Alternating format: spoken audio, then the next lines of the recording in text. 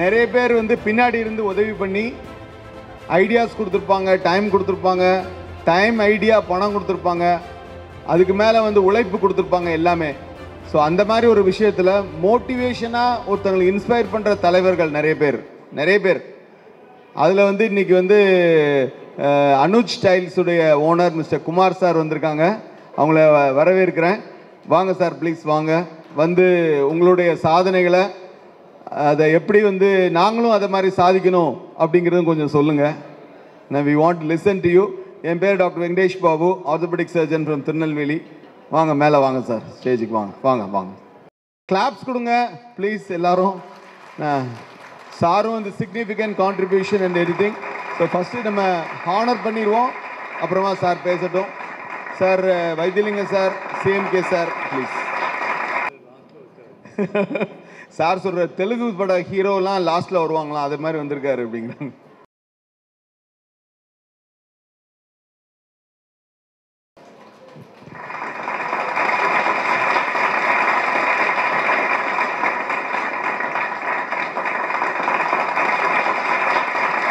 అందరికీ నమస్కారం.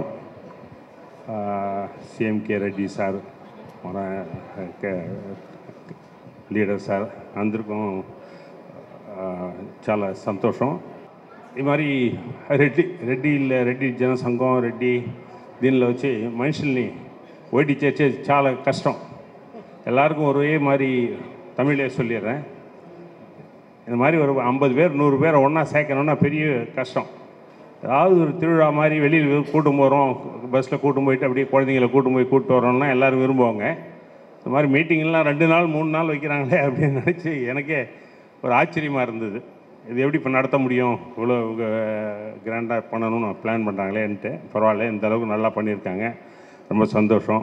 நான் வந்து திண்டிவனம் பக்கம் கிருபாகரன் சார் என்னோடய அங்கிள். திண்டிவனம் வில்லேஜ், ரொம்ப ரிமோட் வில்லேஜில் தான் நான் பிறந்தேன். அக்ரிகல்ச்சர், நல்ல அக்ரிகல்ச்சர் பண்ணுவோம் கடவுள் புண்ணியத்தில். அப்படி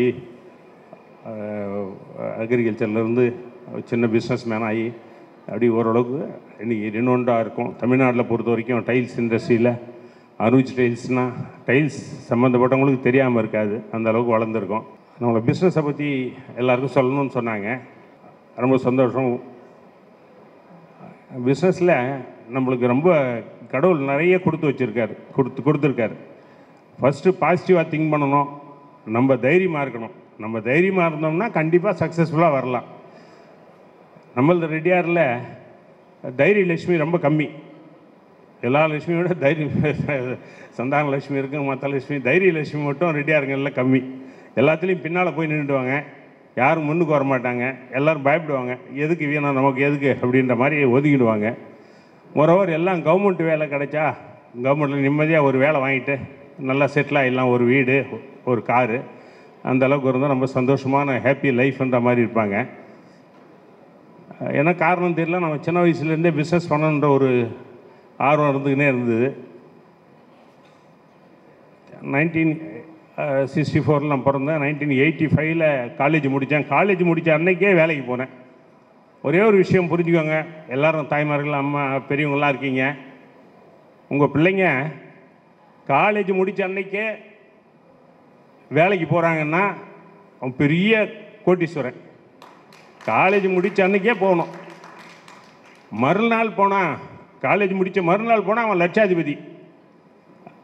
ஒரு வாரம் கழித்து போனால் அவன் ஆவரேஜ் நல்ல குடும்பக்காரன். ஒரு மாதம் கழித்து போனால் அவன் தத்து குத்தலாக இருப்பான். 2 மாதம் 3 மாதம் கழித்து தான் காலேஜ் முடிச்சுட்டு வேலைக்கு போகிறாங்க, இல்லை ஒரு பிஸ்னஸ்க்கு போகிறாங்கன்னா அவங்க சக்ஸஸ் ஆகிறது கஷ்டம். முதல்ல டைம் மேனேஜ்மெண்ட்டு. காலேஜ் முடிச்சு நீங்கள் எந்த பெரிய பெரிய பிஸ்னஸில் வந்தவங்களோ இல்லை பெரிய ஆளாக வந்தவங்களோ அரசியல்லையோ சொசைட்டிலையோ வந்தவங்க எல்லாருமே காலேஜ் முடித்த மறுநாளே, காலேஜ் முடிக்கிற அன்றைக்கே ஏதாவது ஒரு வழியில் அவங்க தேர்ந்தெடுத்து அவங்க அந்த வழியில் போக ஆரம்பிச்சிருவாங்க. அப்படி போனால் தான் அவங்களால சக்ஸஸாக பண்ண முடியும். நம்மளுக்கு எல்லா ப்ளஸ் பாயிண்ட் இருக்குது. எல்லோரும் சொல்லுவாங்க நம்மளுக்கு எதுக்கு இது இல்லை அது இல்லைன்னு. நம்ம ரெடியாராக பிறந்ததே பெரிய அனுகூலம். ரெடியாருனாலே ஒரு சொசைட்டியில் ஒரு மரியாதை இருக்குது. இவங்க பிஸ்னஸ் பண்ணால் இவங்ககிட்ட பிஸ்னஸ் பண்ணலாம், இவங்ககிட்ட நாணயமாக இருப்பாங்க, நல்லா நடந்துக்குவாங்க அப்படின்னு சொல்லிட்டு சோஷியல் சப்போர்ட் நம்மளுக்கு இருக்குது.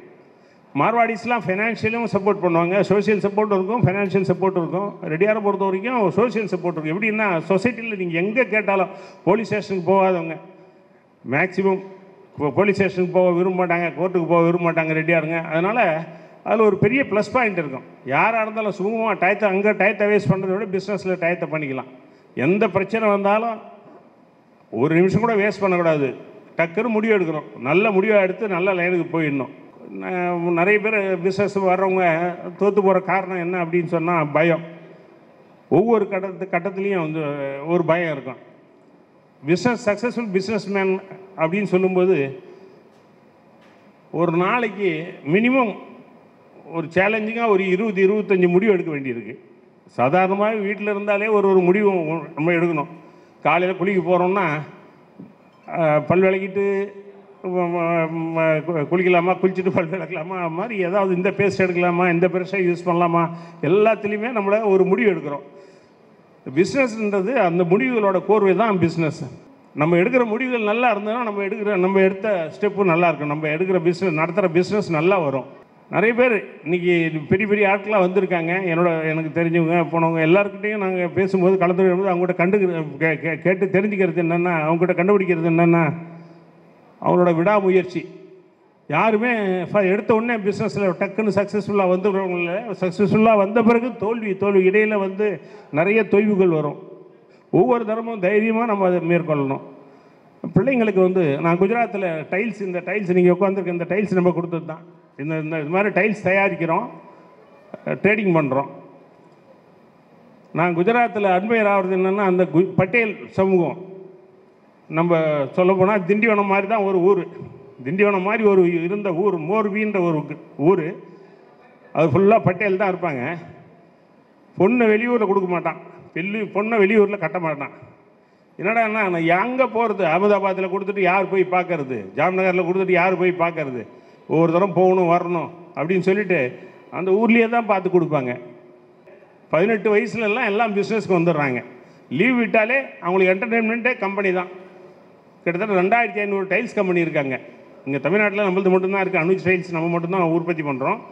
அவங்க 2500 கம்பெனி வச்சுருக்காங்க. நான் கடந்த 32 வருஷமாக அவங்ககிட்ட டீல் பண்ணிகிட்ருக்கேன். நிறைய ஃபேமிலி ஃப்ரெண்ட்ஸ் இருக்காங்க, எல்லா ஃபங்க்ஷனும் கலந்துக்குவோம். அவங்ககிட்ட இப்போ பார்க்குற ப்ளஸ் பாயிண்ட் என்னென்னா 20 வயசில் அவங்க சார்ஜ் எடுத்துக்கிறாங்க. 25 வயசில் எல்லா பிள்ளைங்களும் அவங்க தான், பசங்க தான் எம்டி ஆஃப் த கம்பெனி. எனக்கு வயசு 60ஆகுது. 55 வயசுக்கு மேலே எந்த கம்பெனிலையும் யாரும் அப்பாலாம் வரமாட்டாங்க. 55-56 வயசு ஆயிடுச்சுனாலே ரிட்டையர்மெண்ட்டு. அவங்க உட்காந்து வீட்டில் உட்காந்து அவங்க பிள்ளைங்க கேட்டுக்குவாங்க, இப்படி பண்ணலாம் மாட்டாடி இப்படி பண்ணலாம் மாட்டாடின்னு கேட்பாங்களே தவிர அவங்க டெசிஷன் எடுக்கிறது ஃபுல்லாக பிள்ளைங்கிட்ட கொடுத்துட்றாங்க. ரொம்ப சந்தோஷமாக இருக்காங்க. 3 ஜென்ரேஷனுக்கு அவங்க எப்படி நல்லது பழக்க வழக்கங்களை சொல்லித்தராங்கன்னா, அவங்களுக்கு கிட்டத்தட்ட 22-23 வயசில் கல்யாணம் ஆகிடுது. 50 வயசுக்குள்ளே பேரம் பேத்தி எடுத்துடுறாங்க. 70 வயசில் கொள்ளு பேத்தி எடுக்கிறாங்க. அவங்க எடுக்கிற முடிவு கரெக்டாக இருக்குது, சொல்லித்தராங்க. பேர குழந்தைங்களுக்கு பெரியவங்க தாத்தா பாட்டி சொல்லித்தராங்க. அதனால் அவங்க எடுக்கிற முடிவு நல்ல முடிவாக இருக்குது. சின்ன குழந்தைங்களுக்கு நம்ம பொறுமை இருக்காது. நீங்கள் பார்த்துருப்பீங்க, நீங்கள் தாத்தா பாட்டி வளர்த்த குழந்தைங்களை பற்றி நீங்கள் கேள்விப்பட்டிருப்பீங்க. தாத்தா பாட்டிலாம் வளர்த்தாங்கன்னா தான் குழந்தை பொறுமையாக எப்படி நடக்கணுன்ற இதெல்லாம் கற்றுக்கும், தைரியம்லாம் வரும். அம்மா அப்பா அவசரத்தில் இருப்பாங்க, எந்த குழந்தைக்கும் அம்மா அப்பா சொல்லித்தர முடியாது. ஏன்னா அவங்க ரெஸ்பான்சிபிலிட்டி இருக்கிற டயத்தில் அவங்க சொல்லித்தர முடியாது. தாத்தா பாட்டி அப்படி இல்லை, டைம் இருக்கும், நல்லா சொல்லி தருவாங்க. பேர குழந்தைங்களுக்கு நல்லா சொல்லி தருவாங்க. அப்போ நீங்கள் சீக்கிரம் 22-23 வயசில் கல்யாணம் பண்ணால் தான் 50 வயசுக்குள்ளே பேரம்பேத்தி எடுக்க முடியும். 70 வயசுக்குள்ளே கொள்ளு பேத்திக்கும் அது சொல்லித்தர முடியும். இன்றைக்கும் பார்க்குறேன், ஜாயின்ட் ஃபேமிலிலாம் 150 பேர் 140 பேர் இருப்பாங்க. தனித்தனியாக சமைப்பாங்க. ஃபேக்ட்ரி கம்பெனி ஒன்றா இருக்கும். எல்லோரும் நல்ல ஃபங்க்ஷன்னா ஒன்றா ஈவினிங் ஆனால் வந்துடுவாங்க. ஒரு 3 நாள் 4 நாள் மாதத்தில் ஒரு 3 நாள் ஒவ்வொரு வீட்லேயும் ஒரு குடும்பத்தில் சேர்ந்த ஃபங்க்ஷன் இருக்கும். நான் இங்கேருந்து போனால் குஜராத்துக்கு போனேன்னா ரெகுலராக போகும்போதே எல்லோரும் கூப்பிடுவாங்க, ஃபங்க்ஷனுக்கு கூப்பிடுவாங்க. கூப்பிடாத ஃபங்க்ஷன் கூட நான் அங்கே போயிட்டேன்னா போதும், டெய்லி ஈவினிங் ஏதாவது ஒரு ஃபங்க்ஷன் இருக்கும். எங்கேயாவது ஒரு தாண்டியாக இருக்கும். நைட்டு 11:30 மணி வரைக்கும். அங்கெல்லாம் குளிர் அதிகம், அதுக்கு ஒரு ஹீட்டர் வச்சுக்குவாங்க. ஹீட்டர் வச்சுட்டு ஃபுல்லாக சரௌண்டிங் ஃபுல்லாக ஓப்பனில் தான் மேரேஜெலாம் நடக்குவாங்க. இங்கே மாதிரி க்ளோஸ்டு ஹாலில் கிடையாது மேரேஜெலாம், ஓப்பனில் பிரமாதமாக இருக்கும். நான்லாம் ரொம்ப போகும்போது ஆரம்ப கட்டத்தில் ரொம்ப இப்படிலாம் கூட பண்ண முடியுமா அப்படின்னு ஆச்சரியமாக இருந்தது. அந்த அளவுக்கு எல்லாரும் அவங்க ரிலேட்டிவ்ஸ் ஃபுல்லாக இருப்பாங்க. லேடிஸ் பார்த்தீங்கன்னா அந்த என்ன வேலை இருக்குன்னு நான் ஆச்சரியப்படுவேன். இவ்வளோ லேடிஸும் வந்து தாண்டி ஆடாமல் போக மாட்டாங்க. நைட்டு 11, 12 ஆகும். மறுநாள் காலையில் அவங்க ரொட்டீன் ஒர்க்கை பார்க்க ஆரம்பிச்சிருவாங்க. காலையில் 8 மணிக்கெல்லாம் பிஸ்னஸ் ஸ்பாட்டுக்கு வந்துடுவாங்க எல்லாருமே. 8லேருந்து நைட்டு 7 மணி வரைக்கும் வேலை பண்ணுவாங்க. அந்த ஹார்ட் ஒர்க்கிங் அந்த நேச்சர் இன்றைக்கி வந்து இந்தியாவிலே நான் பழகிறதுனால அதை சொல்கிறேன். உங்களுக்கு சொல்ல வேண்டிய காரணம், அந்த மோர்பின்ற டவுனு இந்தியாவிலேயே அதிகமாக எக்ஸ்போர்ட் பண்ணி ஃபாரின் கரன்சி அதிகமாக ரிசீவ் பண்ணுற சிட்டி எதுன்னா மோர்பி தான். திருப்பூர் கிடையாது. ஒரு காலத்தில் திருப்பூர் இருந்தது, இப்போ திருப்பூர் கிடையாது, மோர்பி தான். ஒரு நாளைக்கு 1500 2000 கண்டெய்னர் டைல்ஸ் போகுது எல்லாம். இப்போ கொஞ்ச நாளாக ஒரு 2 மாதமாக அந்த ரெட்சி ப்ராப்ளத்தினால எக்ஸ்போர்ட் ஸ்தம்பிச்சிருக்கு. நார்மலாக 1500 கண்டெய்னர் 2000 கண்டெய்னர் குஜராத்திலிருந்து எல்லா south American countries, gulf countries எல்லாத்துக்கும் அனுப்புகிறாங்க. ஒரு தைரியம். நாங்கள் 32 வருஷத்துக்கு நான் போகும்போது 2-3 கம்பெனி தான் இருந்தது எங்களுக்கு. நான் அந்த கம்பெனிகளில் டீ கொடுத்த பசங்களாம் இன்றைக்கி ஒரு கம்பெனி எம்டி, எல்லாம் பட்டேல் தான். அந்த ஊரில் 90% பட்டேல்ஸ், 90% பட்டேல்ஸ். மற்ற எல்லா வேறு மதமோ வேறு ஜாதியோ 10% தான் மொத்தமே இருப்பாங்க. அந்த அளவுக்கு அவங்க ஒத்துமையாக இருந்து நம்மக்கிட்ட இருந்து கூட நம்ம ஸ்ப்ரெடடாக இருக்கோம். நம்மளுக்குன்னு ஒரு சொசைட்டி இல்லை, நம்மளுக்குன்னு ஒத்துமை இல்லை. அதனால் எல்லா ஊர்லேயும் இருக்குது. தமிழ்நாடு ஃபுல்லாக கணக்கு பண்ணால் நிறைய பேர் இருக்கும் ரெடியார்ஸ். நான் எங்கே டீல் பண்ணாலும் எங்கே போனாலும் ஏதோ ஒரு காரணத்தில் ஏதாவது ஒருத்தவங்க தெரிவாங்க. டீலர்ஷிப்பில் தமிழ்நாடு ஃபுல்லாக நான் கிட்டத்தட்ட நான் ஒர்க் பண்ணுற காலத்துலேருந்து 40 வருஷமாக நான் தமிழ்நாடு ஃபுல்லாக சுற்றுப்பயணம் பண்ணுறேன். நிறைய பேர் தெரியும். யாருக்குள்ளேயும் நம்மளுக்குள்ளே ஒத்துமை இருக்காது. நம்மளுக்குள்ள நம்ம சொந்தக்காரங்களுக்குள்ளேயே ஒத்துமையாக இருக்காது. அவங்க வேணாம் யாரை நம்ம விரும்ப மாட்டோம்னா நம்ம நெருங்கி சொந்தத்தை விரும்ப மாட்டோம். கம்பேர் பண்ணி பார்த்துக்கோ. நம்ம சொந்தக்காரங்க மாமா மச்சான் அண்ணன் தம்பி நம்மளுக்குள்ளே போட்டி பொறாமல் இருந்துகிட்டே இருக்குது. இதெல்லாம் இல்லைன்னாலே நம்மளுக்கு ஓரளவுக்கு நல்ல லைஃப் கிடைக்கும். சரி, நல்ல லைஃப்னா செக்யூர்டு லைஃப்னா வேலைக்கு, அதுவும் குஜராத்து கூட ஒப்பிட்டு சொல்கிறேன். அங்கே பொண்ணு ஒரு சில பேருக்கு பொண்ணு கிடைக்காது. ஏன் பொண்ணு கிடைக்கலன்னா அவன் கவர்மெண்ட்டில் வேலையில் இருப்பான். கவர்மெண்ட்டில் வேலை இருந்தால் அவங்களுக்கு பொண்ணு கிடைக்காது குஜராத்தில், மோர்பியில். ஏன்னா லிமிட்டடாக 25,000 50,000 தான் இவ்வளோ சம்பளம். அதிகபட்சம் 1 லட்சம் சம்பளம் வாங்குவோம், அவ்வளோதானே. 10 லட்சம் 50 லட்சம் மாதம் சம்பாதிக்கிற அளவுக்கு பிஸ்னஸ்லாம் இருக்குது. இதுக்கு ஏன் போயிட்டு கவர்மெண்ட் வேலைக்கு போயிட்டான், அவனுக்கெல்லாம் பொண்ணு கிடையாது அப்படின்னு சொல்லுவாங்க. நான் கேள்விப்பட்டு ஆச்சரியமாக இருக்கும். இது உல்ட்டாவாக இருக்குது. இங்கே கவர்மெண்ட்டில் போய் ஜாலியாக சம்பளம் வாங்கிட்டோம்னா வீட்டில் இருந்து ஜாலியாக கார் எடுத்துன்னு போகலாம், வீக்கெண்டு என்ஜாய் பண்ணலாம் அப்படின்னு இருக்காங்க. அங்கேயும் இல்லை, அங்கேயும் என்டர்டெயின்மெண்ட் இருக்குது. தீபாவளி டயத்தில் ஒரு ஃபாரின் கண்ட்ரி போவாங்க, கம்பல்சரியாக ஃபாரின் கண்ட்ரி போவாங்க. ஜென்மாஷ்டமி டயத்தில் கம்பல்சரியாக வித்தின் இந்தியா ஒரு டூர் போவாங்க, ஃபேமிலியோடு போவாங்க. ஃபேமிலின்னா 50 பேர் 40 பேர் 50 பேர் டூர் போவாங்க. அந்தளவுக்கு ஒத்துமையாக ஃபேமிலிங்க, அண்ணன் தம்பிங்க, மாமா மச்சான் அவ்வளோ ஒத்துமையாக இருப்பாங்க. இதெல்லாம் நான் எதுக்காக சொல்ல வரேன்னா, லேடிஸ் முதல்ல விட்டு கொடுக்க கற்றுக்கோங்க. நம்ம பிள்ளைங்களை மதிக்க கற்றுக்கோங்க. நம்ம சொந்தக்காரங்களை மதிக்க கற்றுக்கோங்க. உங்கள்கிட்ட இருந்து தான் ஆரம்பிக்கிறது. ஜென்ஸு கூட வெளியில் போயிடுவாங்க வந்துடுவாங்க. லேடிஸ் வந்து பிள்ளைங்களை டிஸ்கரேஜ் பண்ணாதீங்க. எப்பா உன்னால் முடியாதுன்னு எதையுமே சொல்லாதீங்க. உங்கள் பிள்ளைங்கள நல்லா பண்ணுங்க, இன்னும் நல்லா பண்ணலாம்ப்பா, இன்னும் நல்லா படிப்பா, இன்னும் நல்லா வேலை பண்ணுப்பா, ஏதாவது தொழில் பண்ணுன்னு நீங்களே என்கரேஜ் பண்ணுங்கள். தொழில் பண்ணால் இன்றைக்கி ரொம்ப நிறைய வாய்ப்புகள் இருக்குது. கடந்த 25 வருஷமாக சென்னை இவ்வளோ வளர்ந்துருக்குன்னா காரணம் தொழில்கள் தான். சின்ன சின்ன தொழில்கள் நிறைய இருக்குது. 1 இல்லை 2 இல்லை. நீ எந்த பக்கம் திரும்பினாலும் ஏதாவது ஒரு தொழில் பண்ணி பொழைச்சிக்கலாம். இப்போ வேலை இல்லை அப்படின்றவங்க ஒன்று அந்த ஒரு வேலை இல்லைன்னு சொல்கிறாங்கன்னா அவங்கக்கிட்ட ஒன்றும் சரக்கு இல்லைன்னு அர்த்தம். அவ்வளோதான்.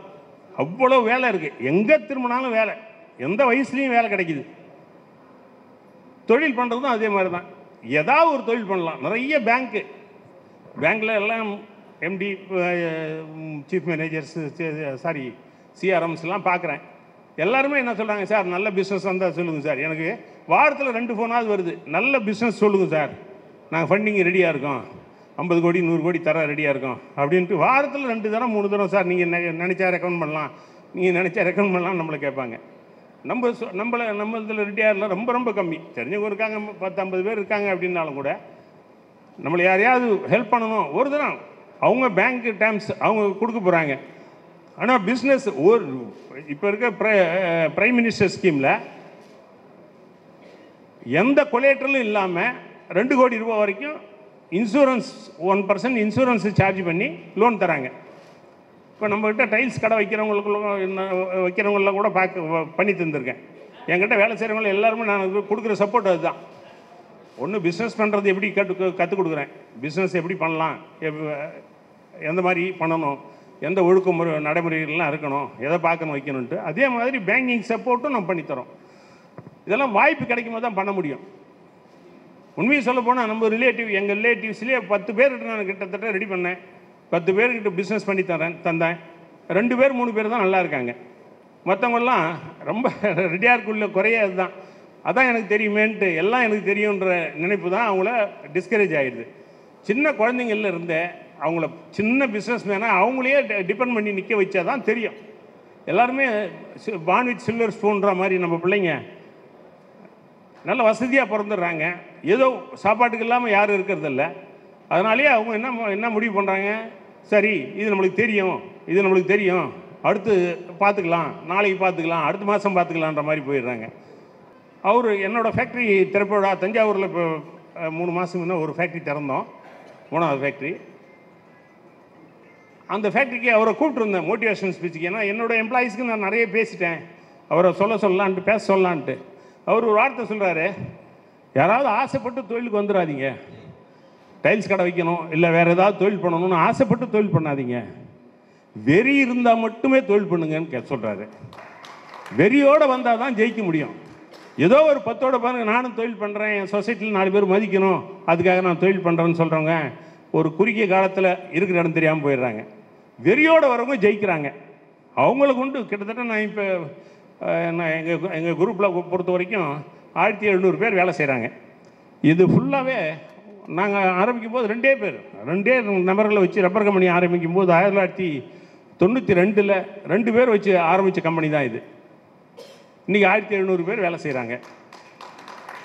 எல்லாருமே அவங்க வேலைக்கும் வராங்க, நம்மளுக்கும் வேலை செய்து கொடுக்குறாங்க. அப்போ அவங்கள நம்ம எடுத்துக்கணும். நம்மக்கிட்ட வேலை செய்கிறவங்கள 100% திருப்தியாக வைக்க ட்ரை பண்ணணும். வைக்க முடியாது, இருந்தாலும் ட்ரை பண்ணணும், ரிப்பீட்டடாக ட்ரை பண்ணணும். நம்மகிட்ட வேலை செய்கிறவங்க திருப்தியாக இருந்தாங்கன்னா நம்ம தொழில் நல்லாயிருக்கும். எந்த தொழிலாக இருந்தாலும் அன்பாக இருக்கணும், ப்ளீஸிங் பர்சனாலிட்டி இருக்கணும். பிள்ளைங்களுக்கு, சின்ன பிள்ளைங்களுக்கு சொல்லிக் கொடுங்க, ப்ளீஸிங்காக இருக்க சொல்லுங்கள். ஒன்றும் இல்லை, ஒரு 2-3 விஷயங்கள் தான் ப்ளீஸிங்காக இருக்கிறதுனா வேறு ஒன்றும் இல்லை. வணக்கம் சார்னு சொன்னாங்கன்னா, சார் வணக்கம் 2-3 சார், 2-3 வணக்கம், தேங்க்யூ சார், இதெல்லாம் ஒரு 2-3 எதெல்லாம் ப்ளீஸிங்கோ அதெல்லாம் 2-3 வார்த்தைகள் அதிகமாக உச்சரிக்க கற்றுக் கொடுங்க. குட் மார்னிங் சொல்லாத குழந்தைகள் இருக்கக்கூடாது. குட் மார்னிங் பார்த்த உடனே குட் மார்னிங் சொல்லணும். நம்ம குழந்தைங்க நம்ம வீடாக இருந்தாலும் கூட good morning mummy, good morning daddy, இல்லை குட் மார்னிங் அம்மா, குட் மார்னிங் அப்பா அப்படின்னு சொல்கிற அளவுக்கு கொண்டு வரணும். இதெல்லாம் சின்ன சின்ன விஷயங்கள். பிள்ளைங்களுக்கு நீங்கள் என்ன சொல்லி தரீங்களோ அது மாதிரி தான் அவங்க வருவாங்க. கேரக்டர் தான் ஃபஸ்ட்டு, இன்வெஸ்ட்மெண்ட்டு 0. இன்றைக்கி இப்போ பணம் இல்லை, நான் தொழில் பண்ணலன்னு சொன்னால் அவங்க முயற்சி பண்ணாதவங்கள தான் இருப்பாங்க. பணத்தினால யாருமே தொழில் பண்ணாமல் இல்லை. பணம் இருக்கிறவங்க தொழில் பண்ண முடியாது. பணம் இருக்கிறாங்கன்னா அதை பாதுகாக்கிறதுக்கே அவங்களுக்கு நேரம் சரியாக இருக்கும்.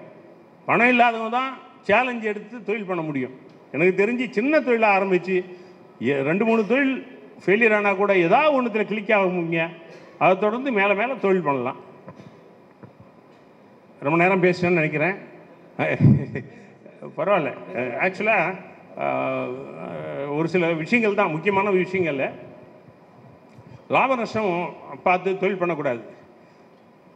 நீங்கள் என்ன பண்ண போகிறீங்க, என்ன வருதுன்றதை பார்க்கக்கூடாது, என்ன delivery. You have to target your work. ரிசல்ட்டுக்கு டார்கெட் பண்ணுறவங்க யாரும் ஜெயிச்சவங்க இல்லை, ஒர்க்குக்கு டார்கெட் பண்ணுறவங்க எல்லாம் ஜெயிச்சவங்க. ஞாபகம் வச்சுக்கோங்க. ரிசல்ட்டுக்கு நான் இவ்வளோ இந்த வீடு வாங்கணும் அப்படின்னு அந்த ரிசல்ட்டு, அதுக்காக டார்கெட் பண்ணி உழைக்கிறவங்க ஜெயிக்க முடியாது. நான் இதெல்லாம் வேலை பண்ணணும், அடுத்த வாரம் இது பண்ணணும், அடுத்த மாதம் இது பண்ணணும், அடுத்த வருஷம் இதில் முடிக்கணும் அப்படின்னு சொல்லிட்டு ஒர்க்கு அண்ட் பிஸ்னஸ் இதை நம்ம டார்கெட் பண்ணோம்னாலே ஆட்டோமேட்டிக்காக ரிசல்ட்டு தானாக வரும். ரிசல்ட்டை நம்ம தேடி போகணுன்னு அவசியம் இல்லை, தானாக வந்துடும். நாங்கள் ஃபஸ்ட்டு தொழில் ஆரம்பித்தோம் சென்னையில், போரூர் தான் நம்ம ஹெட் ஆஃபீஸ் அப்போ இருந்தது. 1985 ஒரே ஒரு உதாரணத்தை சொல்லிட்டு முடிச்சிடுறேன். நான் வளர்ந்ததில் ஃபஸ்ட்டு ஒரு டேர்னிங் பாயிண்ட் யாருன்னா, இங்கே பக்கத்தில் மல்லாதி கெமிக்கல்ஸ்னு ஒரு கம்பெனியில் கேன்டீனில் வேலை செய்தான் ராஜான்னு ஒரு தம்பி. நான் கம்பெனி ஆரம்பித்தோம். ஆளுங்கள்லாம் ஒரு 20 பேர் வேலை செய்தாங்க. ஒர்க்கருங்க வந்து ஒரு 20 பேர், ஸ்டாஃப் ஒரு 7-8 பேர் இருந்தாங்க அந்த டயத்தில். அந்த ஷோரூம் ஆரம்பிக்கும் போது யாரும் சரியாக நிற்கிறதில்ல. பிஸ்னஸில் யாரும் வந்து ஒர்க் பண்ணுறதில்ல. யாரும் வந்து அடிக்கடி மாறிக்கினே இருந்தாங்க. கேன்டீனுக்கு மாஸ்டர் மாற்றணும், சின்ன சின்ன ஆளுகளாக வச்சு பண்ணோம். முடியலன்னு சொல்லிட்டு ஒரு ஆள் போடணுன்னு பார்க்கும்போது எங்கள் கம்பெனியில் அப்போ சம்பளம் வந்து நான் சொல்கிறது 1996-97 கம்பெனி சம்பளம் எல்லாருக்குமே 6000-7000 தான். இந்த மல்லாதி கெமிக்கல்ஸ்லேருந்து ஒரு மாஸ்டர் ராஜா வந்தான். அவன் வந்து கேட்ட சம்பளம் 25,000 ரூபா கேட்குறான். ஏன்னா 25,000 ரூபா கேட்குறானேன்ட்டு, என்னடா என்ன கம்மியாக என்ன சம்பளத்துக்கு நான் வருவேன். இல்லை சார் கம்பெனி மூடிட்டாங்க சார், இருந்தாலும் நான் 25,000 வாங்கினேன், நீங்கள் அதை கொடுங்க சார்னா. அவ்வளோ முடியாதுப்பா, நம்ம வளர கம்பெனி நான் பார்த்துட்டு நான் தரேன். இப்போ எவ்வளோ மினிமம் என்ன சம்பளத்துக்கு வருவேன் அப்படின்னு கேட்கும்போது அக்ரீட் ஃபார் 18,000 ரூபி. 18,000 ரூபா கொடுத்தா நான் வேலைக்கு வரேன் சார். இல்லை வேறு ஏதாவது நான் கேன்டீன் மாஸ்டராக தான் போகணும் அப்படின்னா. நான் எனக்கு ஒரு மன சுமையாக இருந்தது. அப்போ அர்ஜென்ட் வேறு வழியே இல்லைன்றதுனால 18,000. மற்றவங்களுக்குலாம் என் மேனேஜருக்கு எல்லாமே சம்பளம் 6,500-7,000 தான். கிச்சனில் சமைச்சு போடுறவனுக்கு வந்து 18,000 கொடுத்தேன். நம்ப முடியாத அளவுக்கு மாற்றம் என் கம்பெனியில். 3 மாதத்தில் 120 பேர் ஆகிட்டாங்க. கம்பெனி ஆளுங்க 3 வேளை சாப்பாடு. நான் அதுக்கு முன்னாடி 2 பேர் ஆரம்பிக்கும் போதே நாங்கள் வீட்டில் தான் சமைச்சு காலையில் 3 வேளையும் சாப்பாடு போடுவோம். காலையில் பிரேக்ஃபாஸ்ட்டு, லஞ்சு, டின்னர். இன்னை வரைக்கும் இந்த 1,700 பேரும் hungry out of the gate. எங்கள் நம்ம ஃபேக்ட்ரிக்கு வந்தாலும் சரி, எங்கள் ஷோரூமுக்கு வந்தாலும் சரி, பசியோடு யாரும் இருக்கக்கூடாது. Hungry out of the gate. இது ஒரு பாலிசி தான். கடவுள் நம்மளுக்கு இவ்வளோ நல்லா வச்சுருக்காரு. அந்த மாஸ்டர் அவன் கொடுத்த ருசியான உணவு, தரமான உணவு 3 வேளைக்கும் கரெக்டாக 10 குறைன்னா உடனே செய்து கொடுப்பான். குறையுதுன்னா உடனே அடுத்த உழை வச்சு அடுத்தது ரெடி பண்ணி கொடுப்பான். அந்த அளவுக்கு பண்ணதுனால தான் என் பிஸ்னஸ்லேயே ஒரு மாற்றம். நாங்களாம் நினச்சி, ஏன்னா மேன் பவர் தான் முக்கியம். நீ மேன் பவர்லாம் ஒரு பிஸ்னஸ் பண்ண முடியாது. இதை மாற்றி கொடுத்தது ஒரு மாஸ்டர் தான். அதை மாதிரி நம்ம அனுபவம், வாழ்க்கையே ஒரு அனுபவம் தான். பல விஷயங்கள் நம்ம வளர்ந்து வரோம் அப்படின்னு சொன்னால் எல்லாம் தானாக அமையும். நம்ம ஓடிக்கினே இருக்கணும், சுறுசுறுப்பாக இருந்துக்கினே இருக்கணும். கடைசி மூச்சு இருக்க வரைக்கும் உழைக்கணும், ஸ்பீடாக இருக்கணும். எதையும் யோசனை பண்ணி தயங்கக்கூடாது.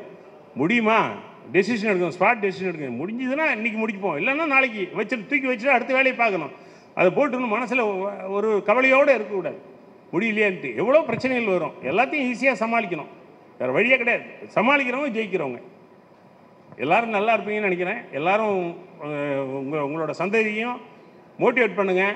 நான் என்னோடய ரெக்வஸ்ட் அதுதான். எல்லாருக்கும் சின்ன வயசில் கல்யாணம் பண்ணுங்கள். 20-21 வயசில் கல்யாணம் பண்ணுங்கள். உங்களோட நாலேஜை ட்ரான்ஸ்ஃபர் பண்ணிட்டு போங்க. உங்கள் பேர குழந்தைங்களுக்கு ட்ரான்ஸ்ஃபர் பண்ணிட்டு போங்க. ஏதோ உங்கள் பிள்ளைங்களுக்கு ட்ரான்ஸ்ஃபர் கண்டிப்பாக பண்ண முடியாது. பிள்ளைங்களோட ஐடியா வந்து பாட்டில் ஃபுல் ஆஃப் இதுதான், ஈயம் காய்ச்சி ஊற்றின பாட்டில் மாதிரி பிள்ளைங்கள். ஆனால் பாட்டிலில் மணல் மாதிரி உங்கள் பேர குழந்தைங்க இருப்பாங்க. அவங்களுக்கு உங்கள் ஐடியாக்களை, உங்களோட தைரியத்தை ஷேர் பண்ண முடியும். அதனால் எல்லோரும் இங்கே ரெக்வஸ்ட் பண்ணி கேட்குறது, எல்லாருமே லேடிஸு ஜென்ட்ஸ் எல்லாருமே பேர குழந்தைங்களாம் நல்லா வளர்த்து இந்த சொசைட்டிக்கு கொடுத்துட்டு போங்க. அவங்களால எல்லாம் நல்லது நடக்கும். தேங்க்யூ. இப்படிப்பட்ட அருமையான விஷயங்கள்லாம் சொல்லியிருக்கீங்க. அதோடு இல்லாமல் ஒரு நச்சுன்னு ஒரு பாயிண்ட் சொன்னீங்க பார்த்தீங்களா, நம்ம ரெட்டி குலத்துக்கே உரிமையான 3 வேளையும் சாப்பாடு போடுற அளவுக்கு உயர்ந்த எண்ணத்தையும் நீங்கள் வெளிப்படுத்திட்டீங்க. அதோடு இல்லாமல் என்னன்னா பிஸ்னஸ் பண்ணுறவங்க ஆசைப்பட்டு வரக்கூடாது, வெறித்தனமாக பிஸ்னஸ் பண்ணணும்னு அருமையான ஒரு மோட்டிவேஷனை கொடுத்தீங்க. இது மட்டும் இல்லாமல் கடைசியில் ஒரு நம்ம இனத்துக்கு வேறு சொல்லியிருக்கீங்க. அது எவ்வளோ பேருக்கு பிடிக்குமோ பிடிக்காதோ, அது எனக்கு மட்டும் பிடிக்கும்னு நான் இந்த நேரத்தில் சொல்லியிருக்கேன். ஏன்னா நம்ம 2 பேரும் ஒரே மண்ணின் மைந்தர்கள், திண்டிவனத்தை சார்ந்தவர்கள் என்ற உரிமையோடு நான் எதுக்கு சொல்ல வரேன்னா, இளம் வயதில் கல்யாணம் செய்யுங்கள் அப்படின்றதையும் சொல்லிக் கொடுத்து, அந்த குழந்தைகளுக்கு நல்லதையும் சொல்லிக் கொடுத்து, பேரங்கிட்ட வளர குழந்தை பிரமாதமாக வளரணும் அருமையாக சொல்லிக் கொடுத்தீங்க. மணல் மாதிரி வையுங்க. நீங்கள் ஈச்சம், அதாவது காய்ச்சி ஊற்றின அந்த ஈயம் மாதிரி அதில் எதுவும் இறங்காதுன்ற ஒரு அருமையானதை சொல்லி கொடுத்துருக்கீங்க. இதையெல்லாம் நம் இனம் பயன்படுத்தி உங்களை போல இன்னைக்கு ஒரு அஷூரன்ஸ் கொடுக்குறேன் சார். யங்ஸ்டர் இன்னைக்கு 30 பேர் இருக்காங்க. இந்த 30 ஆண்டுகளில் உங்களை மாதிரி ஒரு 20லேருந்து 30 பேர் தருவாங்க, உயர்வாங்க என்று சொல்ல அஷூரன்ஸோட விடைபெறுகிறேன். நன்றி சார், வணக்கம் சார், பாராட்டுகிறோம் சார். அனைவருக்கும் இனிய மாலை வணக்கம். மிக அருமையாக பாடுபட்டு இந்த விமன் அண்டு யூத் கன்வென்ஷனை தலைவர்கள் ஏற்படுத்தி கொடுத்திருக்கிறார்கள். அதற்கு அத்தனை வேலைகளையும் ஒதுக்கி வைத்துவிட்டு இங்கே வந்திருக்கின்ற உங்களை நான் மனமாற பாராட்டுகிறேன். அதே நேரம் மிகச்சிறந்த தலைவர்கள் எங்கெங்கோ இருந்தெல்லாம் வந்திருக்கும் பொழுது இன்னும் கொஞ்சம் பேர் கூட வந்திருக்கலாம். அவருடைய முயற்சிக்கு ஏற்றபடி இன்னும் சிலர் கூட வந்திருக்கலாம். மிக அருமையாக பாடுபட்டு இந்த ஏற்பாடு செய்திருக்கிறார்கள். அந்த தலைவர்களை நான் முதலில் வணங்கி மகிழ்கின்றேன். யூனிட்டி அண்ட் டெவலப்மெண்ட் என்ற தலைப்பில் எனக்கு முன்னே பேசிட்டு போன மிக அருமையான பேச்சுக்கு அப்புறம் இன்னொரு பேச்சு மிகச்சரியாக அமையாது. இருந்தாலும் நான் என்னுடைய கருத்துக்களை இங்கே பகிர்ந்து கொள்கின்றேன். திண்டிவனம் பக்கத்தில் கூட்டேரிப்பட்டு பக்கத்தில் இடையாளம் என்னுடைய கிராமம். அங்கிருந்து திண்டிவனத்தில் படித்து சென்னையில் படித்து ஒரு ஆசிரியராக பணிபுரிந்தேன். அதே நேரம் ஒரு பள்ளிக்கூடம் ஆரம்பிக்கக்கூடிய ஒரு எண்ணம் இருந்ததனால் என்னுடைய மனைவி ஆரம்பித்தார்கள். நான் கூட இருந்து ஆரம்பித்து தாகூர் மெட்ரிக் பள்ளி என்ற பள்ளியை ஆரம்பித்து இன்று அது மேல்நிலை பள்ளியாக ஒரு 600-700 பேர் படிக்கக்கூடிய ஒரு பள்ளியாக நடந்து கொண்டிருக்கிறது. அது ஒரு 36 ஆண்டுகளாக நடத்தி கொண்டிருக்கின்றேன். முயற்சி இருந்தால் எதுவும் செய்யலாம். ஆனால் நம் இனத்தவரிடையே ஒரு கூச்சம் இருக்கிறது. அடுத்தவர்களை மதிக்கின்றோமே தவிர தேவையான அளவுக்கு அவர்களோடு இணைவதில்லை. நான் இருக்கின்ற ஒரு சங்கத்திலே 20-30 இளைஞர்கள் இருக்கிறார்கள். அவர்களிடம் தொழில் முனைப்பு பற்றி நான் ஓயாமல் பேசி கொண்டிருக்கின்றேன். 1-2 ஆண்டுகளாக பேசி கொண்டிருக்கின்றேன். ஆனால் எதுவும் கைகூடவில்லை. அதில் ஒரு 10-20 பேர் சேர்ந்து ஏதாவது ஒரு தொழில் செய்யலாம், ஏதாவது ஒன்று பண்ணலாம் என்றால் அது கைகூடவில்லை. எல்லோரும் அடுத்தவர்களை மதிக்கின்றோம். ஆனால் அவர்களை தொழில் முனையும் அளவுக்கு நம்ப மாட்டுகின்றோம். அதுதான் நம்பிக்கையின்மை தொழிலில். அதையெல்லாம் தாண்டி நாம் இன்னும் கொண்டு வீறு கொண்டு தொழிலில் முன்னேறினால் மட்டுமே நமது சமுதாயம் முன்னுக்கு வரும். மற்றபடி இந்த சாதாரண இந்த வீடு வாடகைக்கு விட்டு அதில் வர்ற வருமானம், வேறு சில வருமானங்கள் இதுவே போதும், சாப்பாடு இருக்குது அப்படிங்கிற லெவலில் இருந்தால் ஃப்யூச்சர் நமக்கு சரியாக இருக்காது. அதனால் அவர் முன்னே பேசின தலைவருடைய பேச்சை, குமார் அவர்களுடைய பேச்சை நான் அப்படியே ஆமோதித்து நீங்கள் அனைவரையும் அதே போன்ற முறைகளில் மேலுக்கு வர வேண்டும் என்று பாராட்டி என்னுடைய உரையை முடித்துக் கொள்கின்றேன். நன்றி.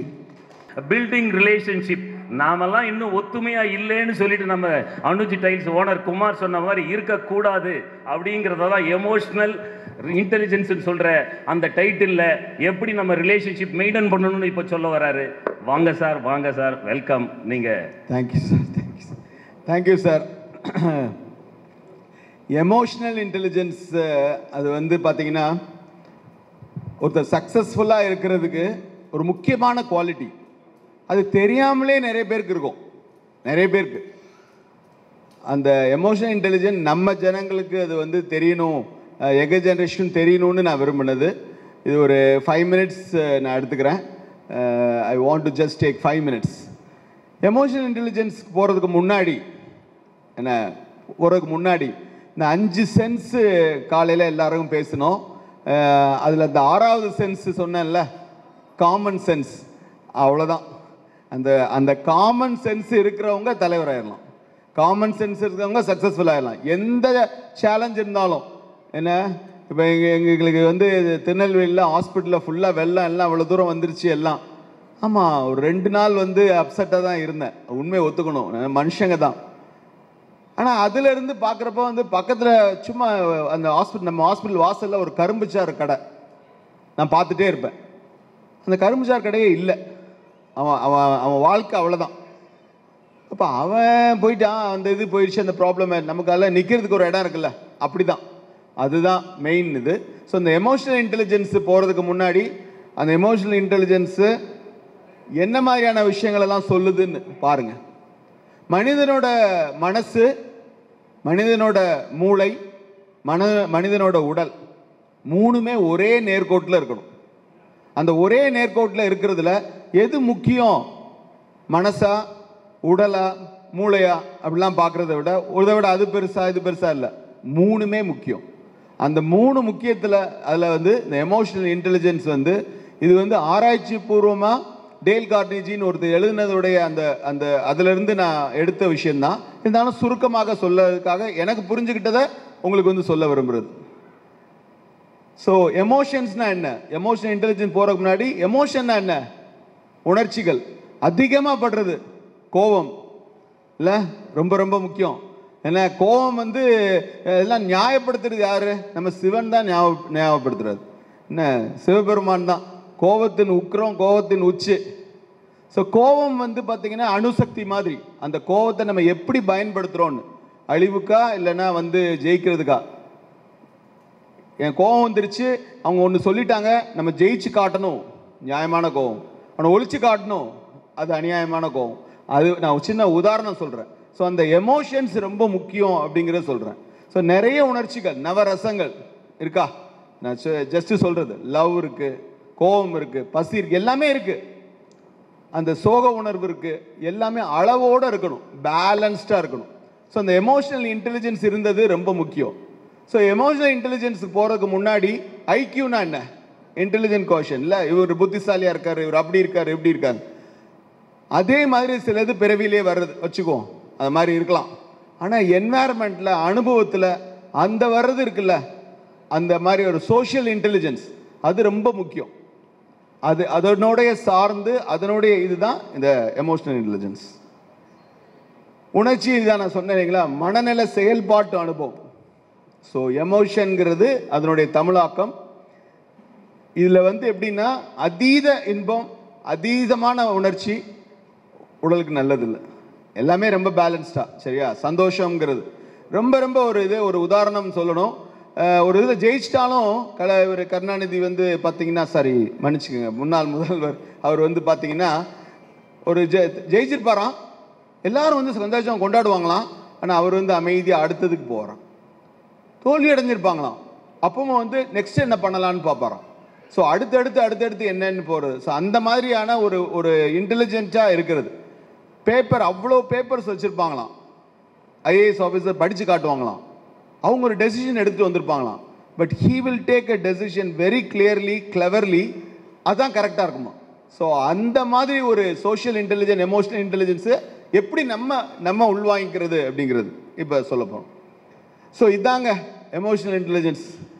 ஃபர்ஸ்ட் விஷயம், நமக்கு ஒரு அவேர்னஸ் வரணும். ஸோ கோவப்பட போகிறோம் ரைட்டா, அந்த செல்ஃப் அவேர்னஸ் அது ரொம்ப முக்கியம். எதிராளியோட கண்ணு உங்களுக்கு சொல்லி கொடுத்துரும், அவர் கோவப்படுறாரா, அப்செட்டாக இருக்கிறாரா, இல்லை என்ன மாதிரியான விஷயத்தில் ஆஃபீஸ்லேருந்து வர்றாங்க, உங்கள் வீட்டுக்காரர் வராரு, அவர் என்ன நிலைமையில் இருக்காரு என்னங்கிறத புரிஞ்சுக்கிறது. ஸோ அதுதான் எமோஷனல் இன்டெலிஜென்ஸ். ஸோ ஒரு பர்டிகுலர், அதுக்காக பியாண்ட் இதில் இல்லை.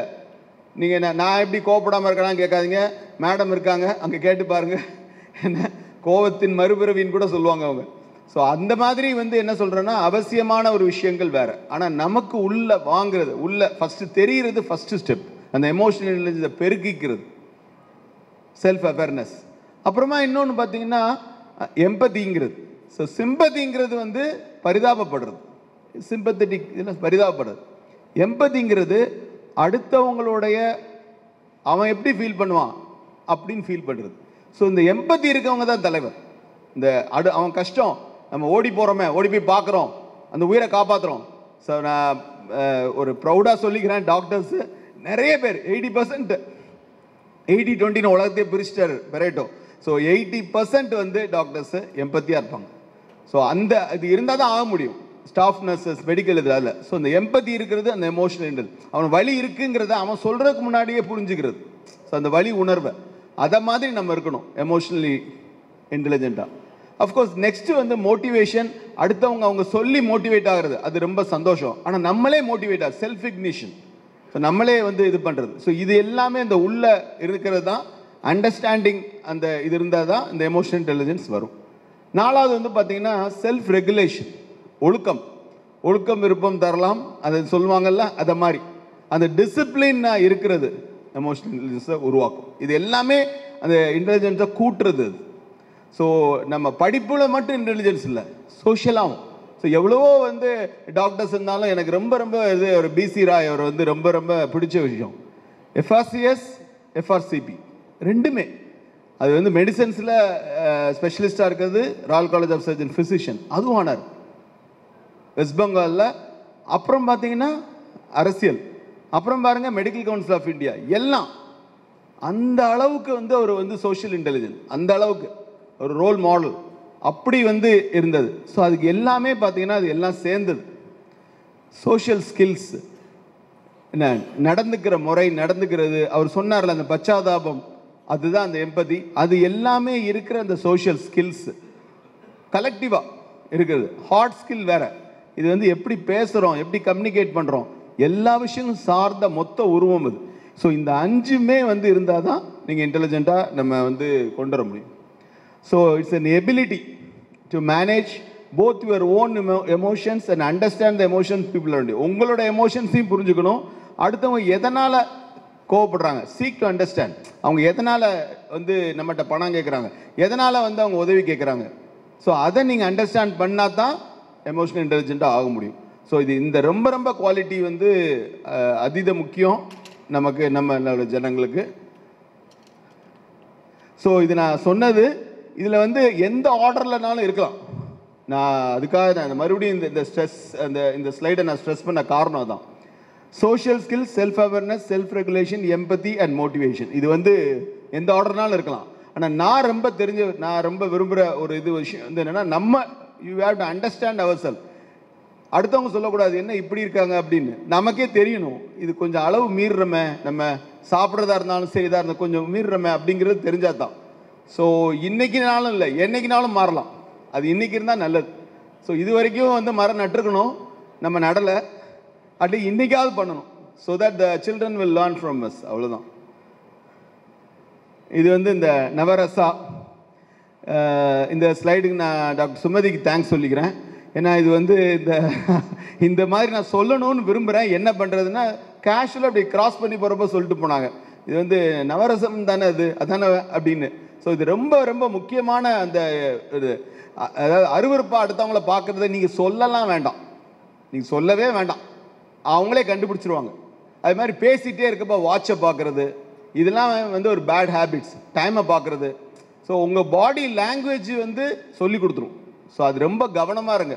ஏன்னா நம்ம ஜனங்கள் வந்து அந்த விருந்தோம்பல் அதெல்லாமே இருந்தாலும் நம்ம இவ்வளோ தூரம் வந்திருக்கோம். ஸோ பெரியவங்ககிட்ட இருந்து நம்ம வந்து கற்றுக்கிற அந்த விஷயங்கள் வந்து இதுதான், பொலைட்னஸ், ஹம்பிள்னஸ். இப்போ சார் கூட ஒரு உதாரணம் சொன்னார்ல, இந்த லக்ஷ்மி பார்த்து நீ ரொம்ப வர்றப்ப பியூட்டிஃபுல்லாக இருக்க, நீ போகிறப்ப வந்து ஒரு அவங்க அக்கா வந்து நீ பின்னாடி வெளியாக போகிறப்ப நீ அழகாக இருக்க அப்படின்னு சொன்னாங்க. அந்த வே பேசுறது, என்ன மாடு மாதிரி இருக்கே அப்படின்னு சொல்லலாம், அவன் ரொம்ப பசுங்க அப்படின்னு சொல்லலாம், அவ்வளோதான். அந்த பேசுகிற அந்த விஷயங்கள், அந்த பொலைட்னஸ், என்ன வர்றது என்னன்னு சொல்கிறது, இது எல்லாமே லைஃபுக்கும் முக்கியம். எமோஷனல் இன்டெலிஜென்ஸ் பிஸ்னஸுக்கு ரொம்ப ரொம்ப முக்கியம்.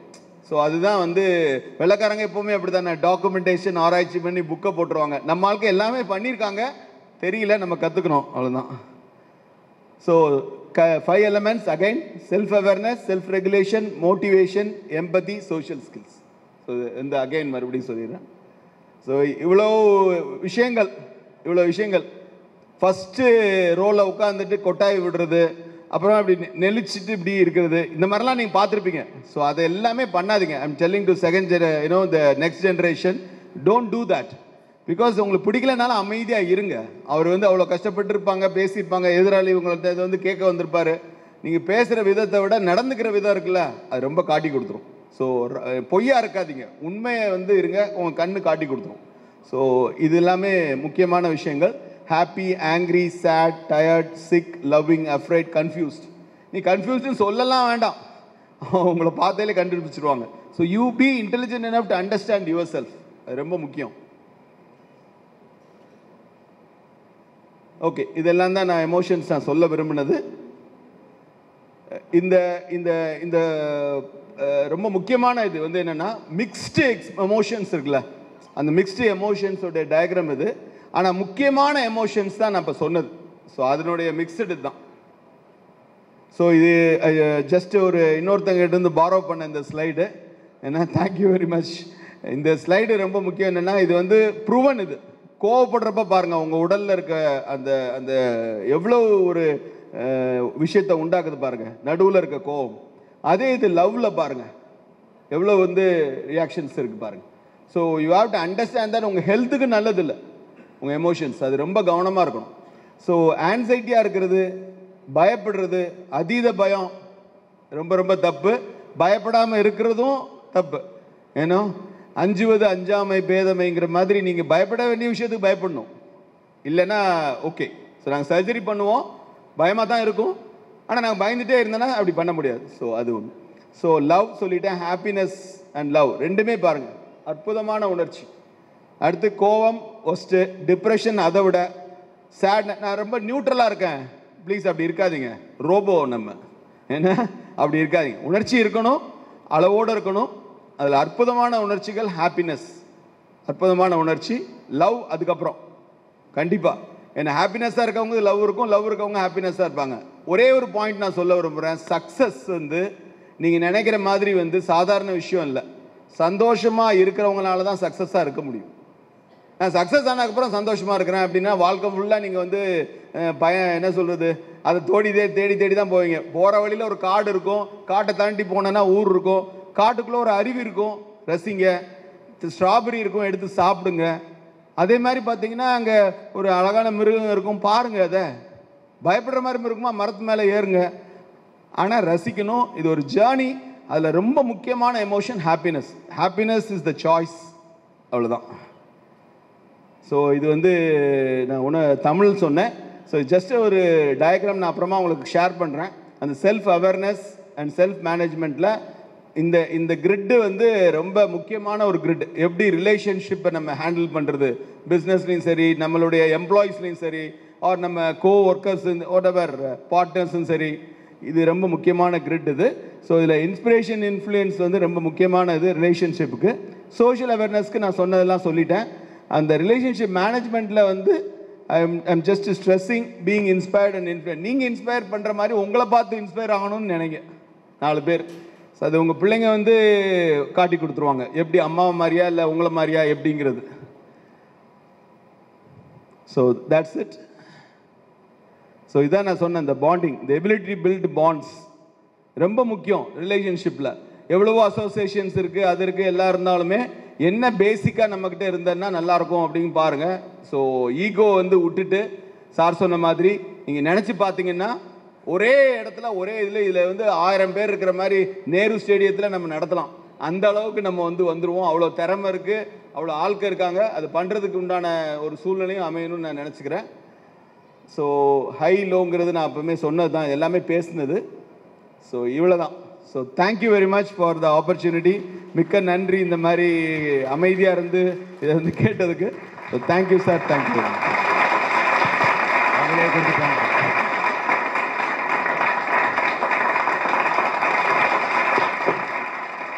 அருமை சார், அருமை, மிக அருமை சார். உடம்புனால வந்து பார்த்தீங்கன்னா ஃபியர்னால் எவ்வளோ பாதிக்கப்படுதுன்னு ஆரம்பித்து லவ் யுவர் செல்ஃப் அப்படின்னு சொல்லிட்டு எமோஷனல் எப்படி கண்ட்ரோல் பண்ணணும்னு சொல்லி கடைசியாக வந்து பார்த்தீங்கன்னா இப்படி எல்லாரையும் சந்தோஷப்படுத்துகிற ஹீரோ வந்து நீங்கள் தான் சார். வாங்க, உங்களை போல் நாங்களும் இருக்கணும்னு ஒரு எமோஷனல் ஃபீலிங் எங்களுக்கு கூட பாண்டேஜ் வந்துருச்சு. Welcome sir.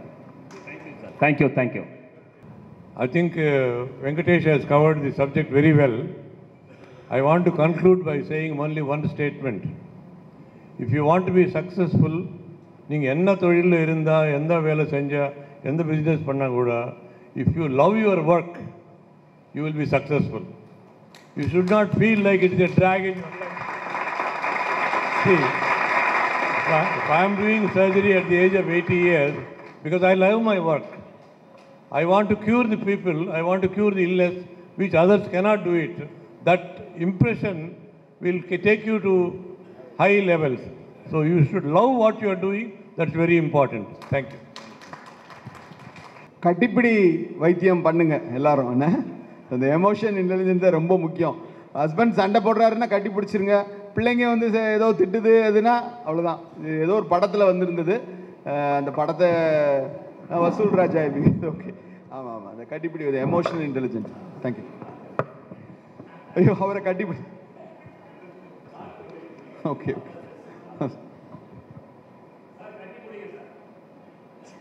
I told you yesterday, I think, I don't know whether you remember or not, in the stricture there is one saying, a good teacher doesn't envy two people becoming greater than him.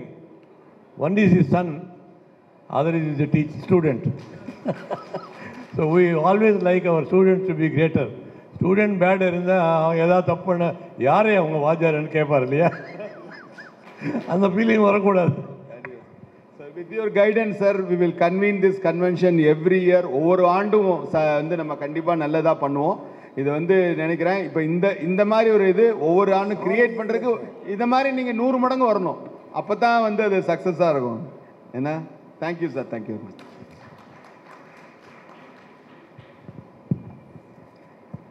எண்ணமே வாழ்வு, அதை போல மனம் போல் வாழ்வு என்பது மீனிங்கில் வச்சு தான் இந்த உள்ளர் இருக்கக்கூடிய ஹார்ட் மனமும் திரு மனமும் அப்படிங்கிற டைட்டிலில் நம்ம தலைவர் அருமையாக பொலைட்டாக அழகாக பேச போகிறாரு.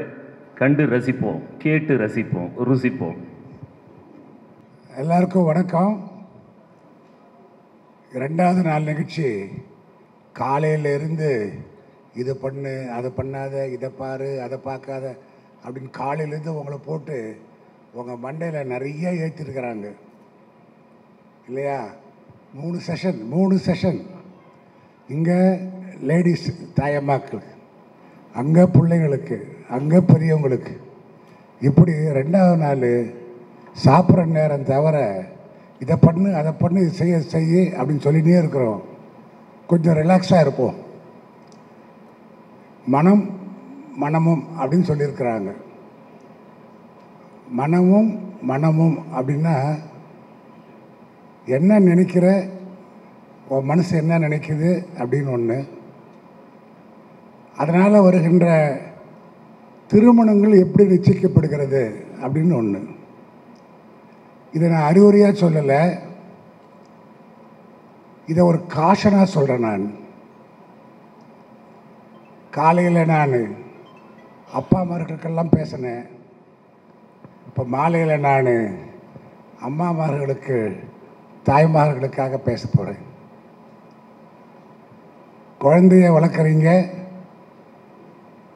தோல் மேலே குழந்தை வளர்ந்து போச்சுன்னா குழந்தைய சொல்கிறது தான் நீங்கள் கேட்குறீங்க, நீங்கள் சொல்கிறது குழந்தைய கேட்கறது இல்லை. இது இப்போ இருக்கிற மனமாற்றம். பரவாயில்ல சார். நிறைய இடத்துல நான் பார்க்குறேன், தாய்மார்கள் தான் குழந்தைகிட்ட என்ன பேசணும், என்ன பேசக்கூடாது அப்படின்றது நம்ம தெரிஞ்சுக்கிறது இல்லை.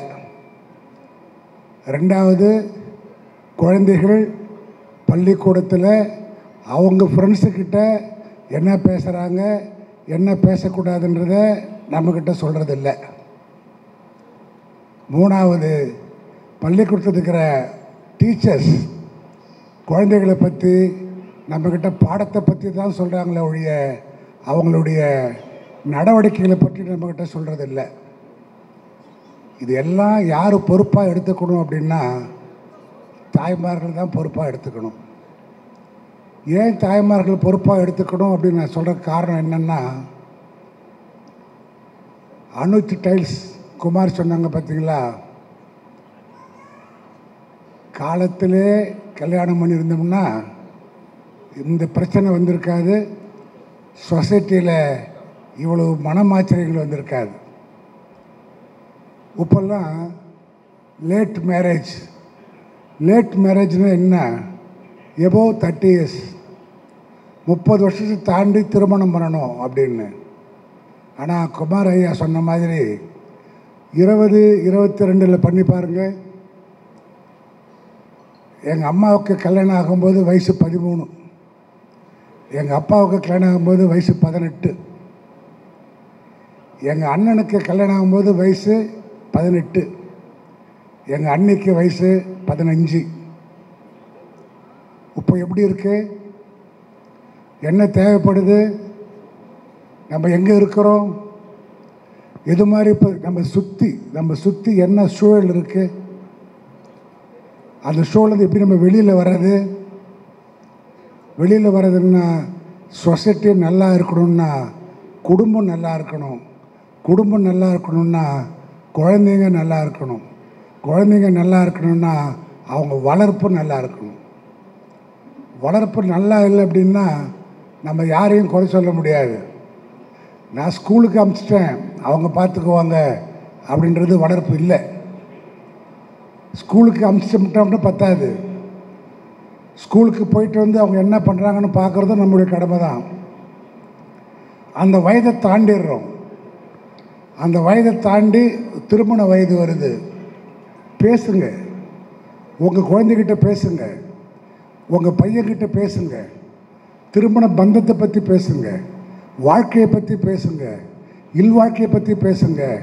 நீங்களே உங்கள் குழந்தைகிட்ட அவங்க அக்கறைக்கு அவங்க வாழ்வுக்கு நீங்கள் பேசலைன்னா யார் பேச போகிறா? நிச்சயதார்த்தம் பெற்றோர்களால் நிச்சயிக்கப்பட்ட காலம் போயிட்டு இப்போ நிச்சயதார்த்தம் பொண்ணு மாப்பிள்ளையும் ஏற்பாடு செய்கிற நிச்சயதார்த்தமாக மாறி போச்சு. பெண்ணு மாப்பிள்ளையை உட்கார வச்சு நிச்சயதார்த்தம். பொண்ணு மாப்பிள்ளைக்கு முன்னாடிலாம் திருமணம் முடிஞ்சு வரவேற்பு, இப்போ வரவேற்பு முடிஞ்சு திருமணம். எங்கே இருக்கிறோம்? நிச்சயதார்த்தத்துக்கும் திருமணத்துக்கும் 6 மாதம். இந்த 6 மாதத்துக்குள்ளே அவங்க பழகணுமா? எங்கள் பகுதியில் திருமணத்தன்னு 2 தாலி உண்டு. 2 தாலி. ஒரு தாலி திருமண தாலி, அடுத்த தாலி நாகவல்லி தாலி. நாகவல்லிங்கிறது முதல்ல கணவன் மனைவியாக அனுப்புகிறோம். முதல்ல அவங்க எப்படி பழகிறது அப்படின்னு அவங்களுக்குள்ளே இருக்கிற மனசில் இருக்கிற அந்த கூச்சம் போகிறதுக்கோசரம் அவங்கள உட்கார வச்சு தேங்காயை உருட்டுறது, குடத்தில் மோதிரத்தை போத்து எடுக்கிறது, அப்பளத்தை நொறுக்கிறது, குழந்தை பிறந்தா எப்படி தொட்டில் ஆட்டுறதுன்னு கிருஷ்ண பொம்மை வச்சு தொட்டில் ஆட்டுறது. இப்படி அவர்களுக்குள்ளே இருக்கிற கூச்சத்தை போக்குறதுக்கு தான் நாகவல்லி. இப்போ என்ன ஆச்சு? நம்ம எங்கே இருக்கிறோம்?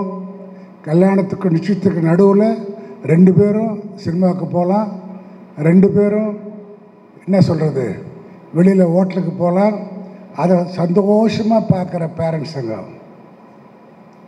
தாய்மார்களும் தந்தைமார்களும் நம்ம தான் நிச்சயம் பண்ணிட்டோமே, போயிட்டு வாங்க, ஹோட்டலுக்கு போனால் போங்க, சினிமாவுக்கு போனால் போங்க. தேவையா? என்னாச்சு தெரியுங்களா? அப்போது நிச்சயம் முடிஞ்சு திருமணத்துக்கு முன்னாடி லிவிங் டுகெதர். இதான் மனமா? இதான் மனமா? லிவிங் டுகெதர் எங்கே போய் முடிஞ்சது தெரியுங்களா? கல்யாணம் முடிஞ்சு 6வது மாதத்தில் குழந்தை. தேவையா? 6வது மாதத்தில் குழந்தை பிறக்கிறது தாயும் தகப்பனும் நம்ம ஏற்றுக்கிறோமா? சந்தோஷமான நிகழ்ச்சியா? அதை முடிஞ்சு என்னாச்சு தெரியுங்களா? அடுத்த 6வது மாதத்தில் 2 பேரும் கோர்ட்டில் இருக்கிறாங்க. எப்படி? அதுக்குள்ளே எப்படி மனமுறிவு? இதுக்கெல்லாம் யார் காரணம்? என்னை பொறுத்தவரையிலும் கேட்டால் ஆசிரியர் காரணம் அல்ல. என்னை பொறுத்தவரையிலும் கேட்டால் சொசைட்டி 2வது காரணம். முதல் காரணம் பெற்றோர்கள். பெற்றோர்களுக்கு அந்த ஒரு பங்கு இருக்குது. இல்லைன்னு சொன்னால் நான் காலையில் சொன்ன மாதிரி மற்ற ஜாதிக்காரன் கழுகு மாதிரி மேலே பறந்துக்கிட்டே இருக்கிறான். நம்ம ஜாதியுடைய பெண்களை எப்படி தூக்கிட்டு போகலான்னு கழுகு மாதிரி பறந்துட்டுருக்கிறான். நமக்கு அது தேவையில்லை. அது மாதிரி இப்போ என்னை பொறுத்தவரைக்கும் பார்த்தீங்கன்னா பாண்டிச்சேரியில் அசோசியேஷன் வச்சுருக்கிறது மட்டும் பெருசு இல்லை, கவுன்சிலிங் வச்சுருக்கிறோம். கவுன்சிலிங் எதுக்கு வச்சுருக்கிறோம் அப்படின்னா, கல்யாணத்துக்கு முன்னாடி கிடைக்கின்ற ஏதாவது திருமண பிரச்சனைகள் வந்துச்சுன்னா அந்த பொண்ணை கூப்பிட்டு பேசி மனசு திருத்தறதுக்கு தான் கவுன்சிலிங் வச்சுருக்கிறோம். ஒரு பொண்ணு திடீர்னு ஒரு நாள் காணாமல் போயிடுது. எங்கே போச்சுன்னு தெரியல. பெற்றோர்கள்லாம் ஏக்கமாக துடிக்கிறாங்க. 3வது நாள் அந்த பொண்ணு ஃபோன் பண்ணுது, அப்பா என்னை வந்து கூட்டிகிட்டு போயிடுங்க. என்ன காரணம்? வயசில் இனம் முடியாத ஒரு ஆசை ஒரு பையனோட வெளியில் போகுது. இங்கே நான் ஓப்பனாக சொல்கிறேன், அந்த பையன் அரிஜன். அந்த பையனோட போகுது. அந்த பையன் என்ன சொன்னான்னு தெரியாது. திருப்பதிக்கு போகிறாங்க, சாமி கும்பிட்றாங்க. மறுநாள் அக்கா வீட்டுக்கு போகிறாங்க. 3வது நாள் பையன் சொந்த வீட்டுக்கு போகிறான். அப்போ தான் அந்த பொண்ணு பார்க்குறா, கூரை வீடு, டாய்லெட் இல்லை, பாத்ரூம் இல்லை, கிச்சனு, பெட்டு எல்லாமே அந்த ஒரு குடிசைக்குள்ளே. இந்த பொண்ணு நம்ம ஏமாந்துட்டோம், நம்மளை ஏமாற்றிட்டோம் அப்படின்னு சொல்லி அப்பா அம்மாவுக்கு ஃபோனை போட்டு என்னை அழைச்சிட்டு போங்க. அந்த பொண்ணு அழைச்சிட்டு வராங்க. அந்த பொண்ணு வந்த உடனே திருப்பி என்கிட்ட அழைச்சிட்டு வராங்க. என்ன சொல்கிறாங்க, இந்த பொண்ணு எவ்வளோ சொல்லி கேட்கல, போயிடுச்சு, இப்போ திரும்பி வந்திருக்குது, நான் என்ன பண்ணுறதுன்னு தெரியல அப்படின்னு. உடனே அந்த பொண்ணை கூப்பிட்டு நான் பேசலை. என்னுடைய அசோசியேஷனில் 2 பேர் லேடிஸ் படித்தவங்க, பெரிய பதவியில் இருக்கிறவங்க, இது மாதிரி இருக்கிறவங்களுக்கு கவுன்சிலிங் பண்ணுறாங்க. ஒரு பொண்ணை கூப்பிட்டு, ஏம்மா இது மாதிரி ஒரு பொண்ணு சொல்லுது, நீ பேசு, இந்த பொண்ணு சொல்கிறதெல்லாம் சரிதானா, இஷ்டமிட்டு போச்சா, இல்லை இப்போ வந்திருக்க இங்கேயே தங்குமா, திரும்பி போயிடுமா, நீ பேசுமா அப்படின்னு கவுன்சிலிங் பண்ண சொன்னேன் நான். அந்த பொண்ணை கூப்பிட்டுக்கிட்டு அந்த கவுன்சிலிங் மேடம் ஒரு பார்க்குக்கு போகிறாங்க. அந்த பார்க்கில் அந்த பொண்ணோடு பேசுகிறாங்க. பொண்ணோடு பேசும்போது அந்த பொண்ணுக்கு தெரியாமல் இந்த செல்ஃபோனில் ரெக்கார்ட் பண்ணி அது லைவாக எனக்கு அனுப்புகிறாங்க.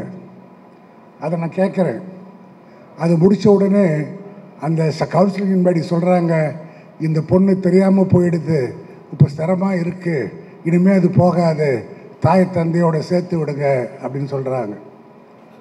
அந்த கவுன்சிலிங் முன்னாடியே அந்த பொண்ணுக்கு கொடுத்துருந்தா சம்பவம் நடந்திருக்காது. என்ன நடந்தது தெரியுங்களா? 3வது நாள் அந்த பையன் ஒரு 40 பேரோட நேராக போலீஸ் ஸ்டேஷன் வந்துட்டான். நான் கட்டின மனைவியை அவங்க அடைச்சி வச்சுருக்கிறாங்க, அவங்கள வெளியில் விடுங்க அப்படின்னு போலீஸ் ஸ்டேஷன் வந்துட்டான். போலீஸ் ஸ்டேஷன் வந்த உடனே அந்த தாய் தந்தையை என்கிட்ட வந்து இது மாதிரி இந்த போலீஸில் கூப்பிட்றாங்க அப்படின்னு. உன் பொண்ணு சரியாக இருக்கல்ல, அனுப்பு போலீஸ் ஸ்டேஷனுக்கு. நான் வாட இஷ்டம் இல்லைன்னு தெரியாமல் சொல்லு, நான் பார்த்துக்கிறேன் பின்னாடி. அந்த பொண்ணு சப் இன்ஸ்பெக்டர் சொல்கிறாரு, சார் நீங்களாம் சொன்னால் கேட்க மாட்டேன், அந்த பொண்ணு சொல்லணும், வாழறதுக்கு இஷ்டமா இல்லையா அந்த பொண்ணு சொல்லணும், சொன்னால் நான் பார்த்துக்கிறேன் நான் அப்படின்னு. நான் உடனே 2 ஜூனியர் அட்வொகேட்டை போலீஸ் ஸ்டேஷன் அனுப்புகிறேன். அந்த பொண்ணு அழைச்சிட்டு போகிறாங்க. அந்த பொண்ணு கேட்குறாங்க, நான் ஏமாற்றப்பட்டேன், நான் போக விருப்பம் இல்லை, தாய் தந்தையோடு தான் இருக்க போகிறேன் அப்படின்னு அந்த பொண்ணு சொன்னதால் அந்த போலீஸ் அதிகாரி அவங்கள கூப்பிட்டு கண்டித்து, இனிமேல் இங்கே வரக்கூடாது, நீ கிளம்பி போயிடு அப்படின்னு சொன்னாங்க. அப்புறம் தான் தெரியுது, பொய்யான சர்டிஃபிகேட்டை வாங்கி, பொய்யான வயசு சர்டிஃபிகேட்டை வாங்கி, ஒரு கோயிலில் திருமணம் பண்ண மாதிரி ஒரு சர்டிஃபிகேட்டை வாங்கி அந்த திருமணத்தை பதிஞ்சிருக்கிறான் சார் அந்த பையன். யாரை குறை சொல்லுவீங்க? மனம்ன்றது மனசு சொல்கிறேன், இன்னொரு மனன்றது 3 சொல்லினா திருமணத்தை பற்றி சொல்கிறேன். இந்த திருமண பந்தங்கிறது நமக்கெல்லாம் காலாகாலத்தில் நடக்கக்கூடிய ஒரு நிகழ்ச்சி. நான் பண்ண சர்வேயில், நான் சந்தித்த வழக்கில் நான் கண்டுபிடிச்சது என்னன்னு சொன்னால், ஆண் பிள்ளைகள் சொன்னால், தாய் தந்தை சொன்னால் ஆண் பிள்ளைகள் கேட்கிறார்கள், தாய் தந்தை சொன்னால் பெண் பிள்ளைகள் கேட்பதில்லை.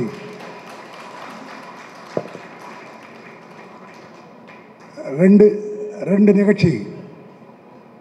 ஒரு நிகழ்ச்சி என்னென்னா, பெண்ணை படிக்க வைக்கிறோம், நான் ஏழ்மையாக இருக்கிறேன், ஏழ்மையாக இருக்கிறதால கூட பரவாயில்ல, ஆனால் என் பொண்ணு படித்து நல்ல பதவிக்கு வந்து நல்லா வாழணும் அப்படின்னு சொல்லி கஷ்டப்பட்டு கதவே இல்லாத வீட்டில் வாழ்ந்திருக்கிற ஒரு குடியானவன் தன் பொண்ணை படிக்க வச்சு பட்டதாரி ஆக்கி வேலைக்கு அனுப்புகிறான்.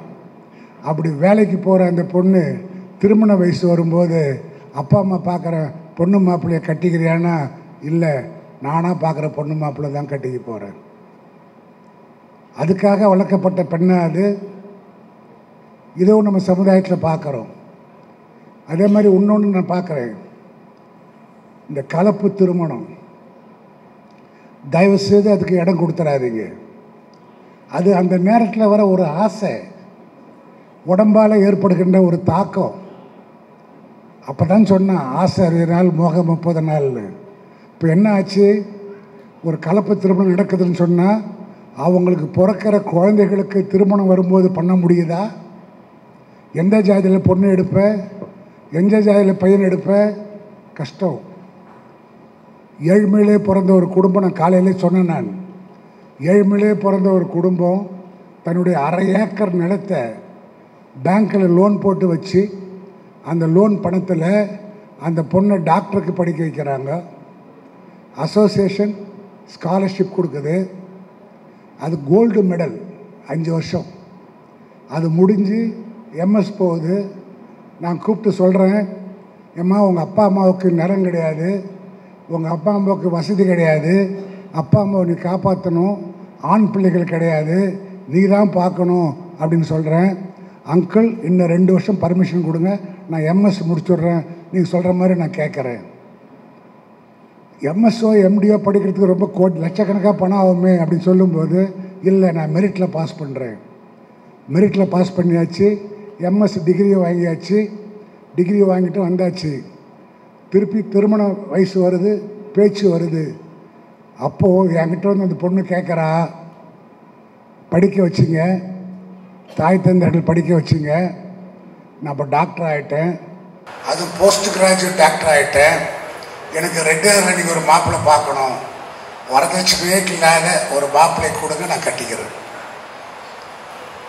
நம்ம சமுதாயத்தில் இருக்கிற ரெட்டி பசங்க இன்ஜினியராக இருக்கட்டும், டாக்டராக இருக்கட்டும், ஒரு ரெட்டி பொண்ணை கட்டிக்கிறதா இருந்தால் என்ன கேட்குறீங்க?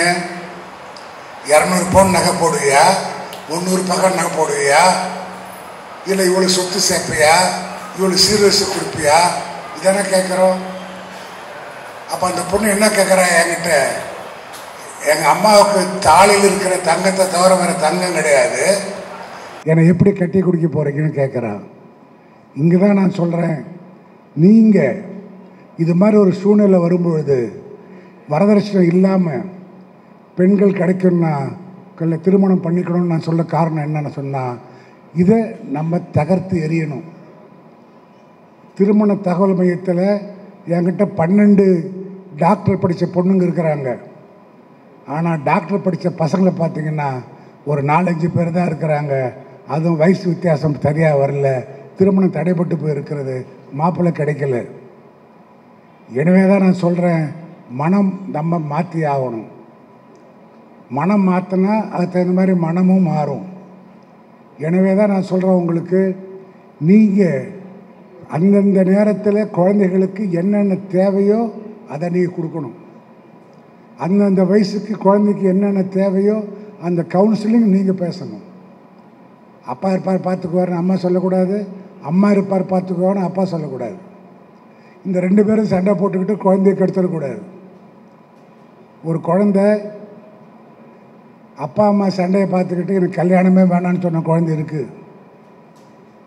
காலேஜுக்கு போயிட்டு காலேஜில் தான் குடித்த பொண்ணு குடும்பப்படுத்தி கொடுமைப்படுத்தி வெளியில் வந்துட்டதால என்னுடைய ஃப்ரெண்டு கல்யாணம் பண்ணிக்கிட்டு பட்ட கஷ்டத்தை நான் பார்த்தேன், எனக்கு கல்யாணமே வேணான்னு சொன்ன கோடீஸ்வரர் பொண்ணு கூட இருக்குது. இந்த சொசைட்டியில் நம்ம வாழறோம், இந்த சொசைட்டியில் நம்ம வாழறோம். எனவே தான் நான் உங்களை கேட்குறேன், கொஞ்சம் இறங்கி வாங்க. ஜாதகம் பார்க்குறேன்னு சொல்லிவிட்டு 35 வயசு வரலும் ஜாதகம் கிடைக்கலன்னு சொல்லிவிட்டு 35 வயசுக்கு மேலே எனக்கு ஜாதகம் இல்லைனாலும் பரவாயில்ல, பொண்ணு மாப்பிள்ளை கிடச்சா கொடுக்கணும்னு சொன்னால் யார் கொடுப்பா? சரி ஜாதகம் தான் பார்க்க போகிறேன், மாப்பிள்ளை வீட்டுக்காரன் பார்த்தான் ஜாதகம் நல்லா இருக்குதுங்கட்டான், பொண்ணு வீட்டுக்காரன் போய் நாங்கள் பார்த்தோம் ஜாதகம் நல்லா இல்லைங்கிறான். அப்போ யாரை குறை சொல்லுவீங்க? ஜோசியனை குறை சொல்லுவீங்களா? இவங்களும் ஜாதகம் பார்க்குறாங்க, அவங்களும் ஜாதகம் பார்க்குறாங்க, இவங்களுக்கு சரியாக இருக்குது, இவங்களுக்கு சரியாக இல்லை. எனவே ஜாதகன்றது ஒரு வரையறை.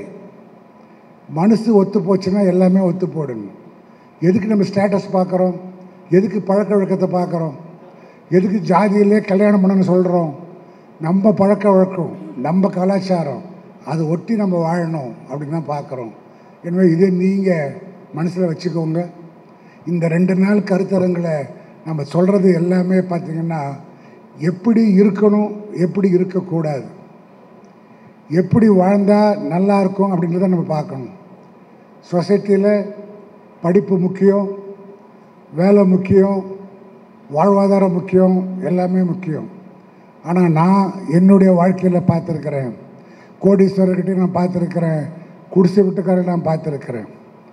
ஜாக்கெட் போடாத பெண்களை நான் நிறைய பேர் கூலி வேலை செய்கிறவங்க நான் பார்த்துருக்கிறேன். என் நண்பர் வந்திருக்கிறாங்க. சென்னி குளத்துக்கு நான் போனேன்.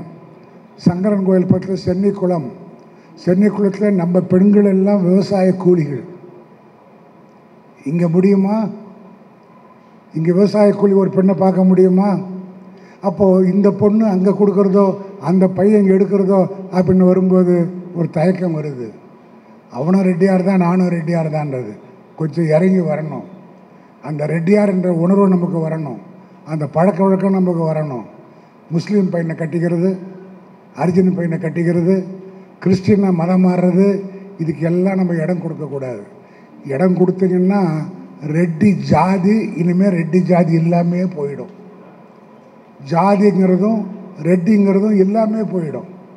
எனவே ரெட்டி ஜாதி தான் நமக்கு பலம்.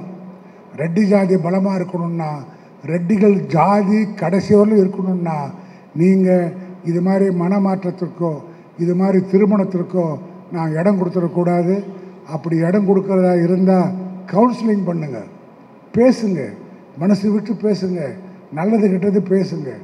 ஏன்னா இன்றைக்கி குடும்ப நல கோர்ட்டில், ஐயாவுக்கு தெரியும், குடும்ப நல கோர்ட்டில் அதிகமான வழக்கு இருக்கிறது மனமுறிவு, டைவர்ஸ்.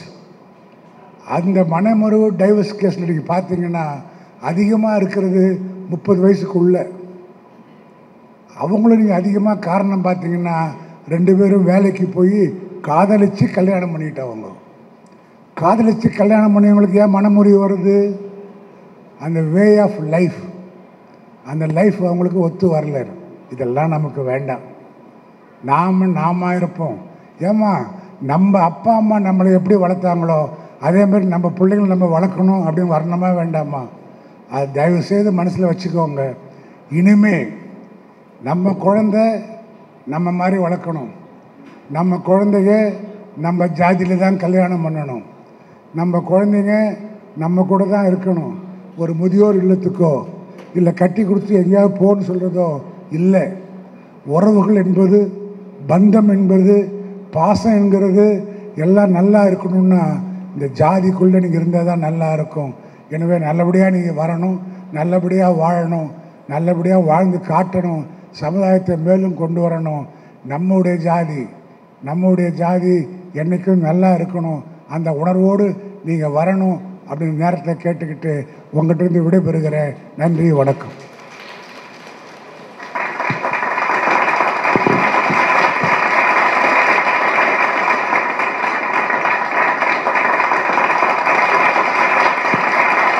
முதல்ல வந்து நம்ம இந்த ட்ரெஸ், மஃப்டி ட்ரெஸ், அப்புறம் ஒரு 1/2 hour வந்து டைம் கொடுத்து அப்புறம் நம்ம தீம் கலர் இருக்க க்ரீன் ட்ரெஸ் மாற்றிட்டு வந்துடுங்க.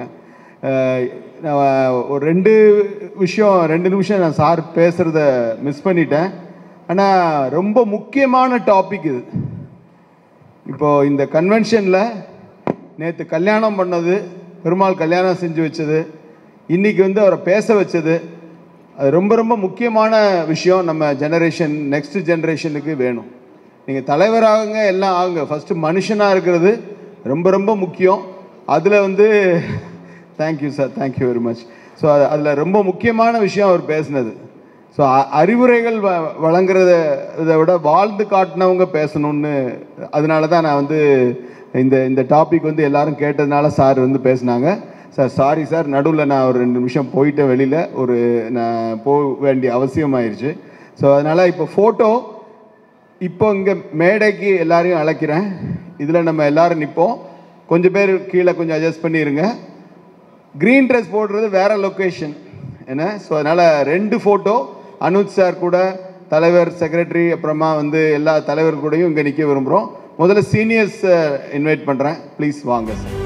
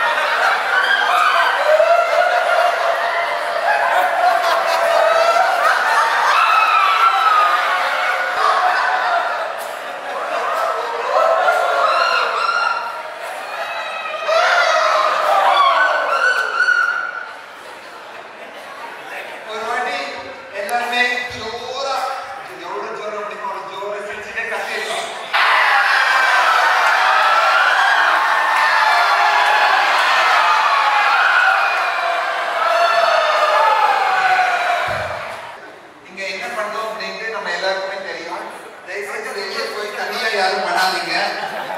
வேற மாதிரி நினைச்சுப்பாங்க. ஓகே, உங்களுக்கு ஏதாவது டவுட்ஸ் இருந்துச்சுன்னா one or two question. Sir நீங்க வாங்க. செஷன் நல்லா இருந்துச்சா? ஓகே, ஒரு நிமிஷம்.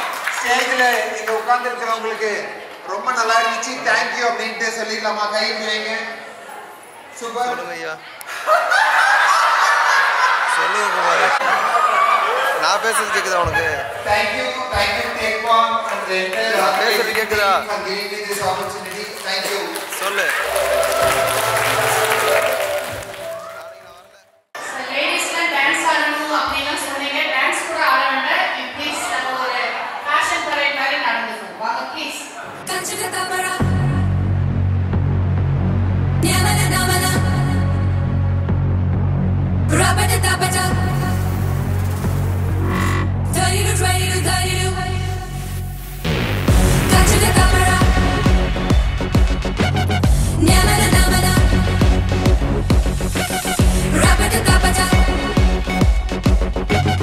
தரிடு தரிடு தரிடு கஞ்சுகதபரா knockout radio ஞாமன நாமன fashion radio rubber dabba rocket radio taridu taridu taridu super auto radio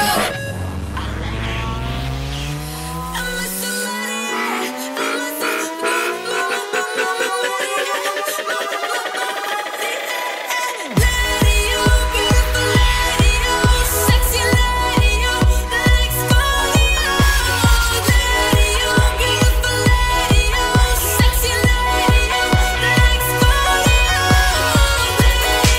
beautiful radio sexy radio let's go radio beautiful radio sexy radio let's go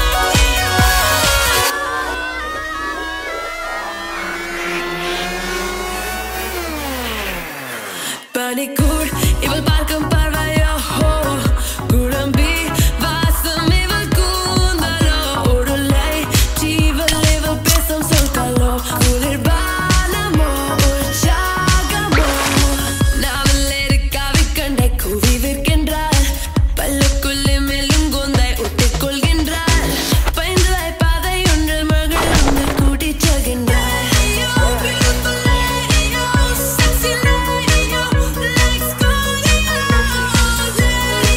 beautiful radio, sexy radio, let's go super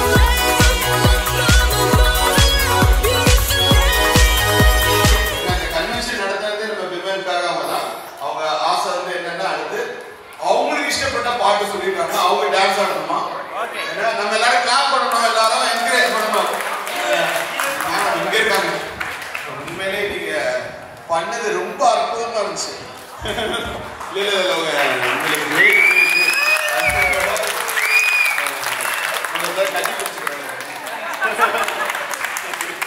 Great, super.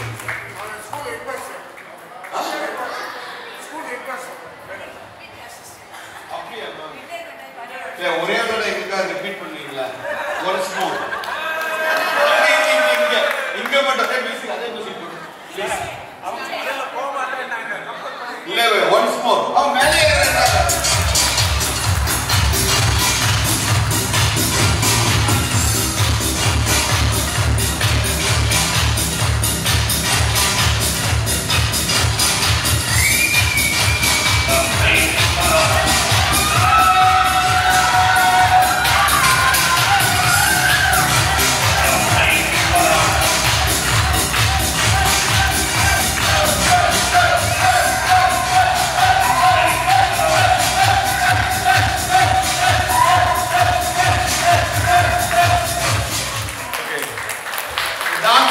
Music யார் விரும்புறாங்களோ, அவங்க யார் சொல்லிவிட்டாங்களோ அவங்களே மேலே ஏற போறாங்க. Sound please.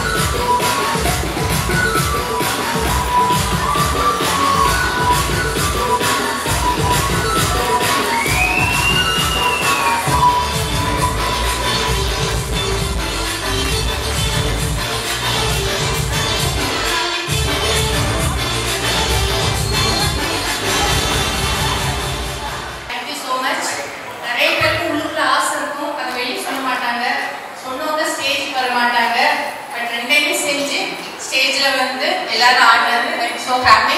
Thank you so much.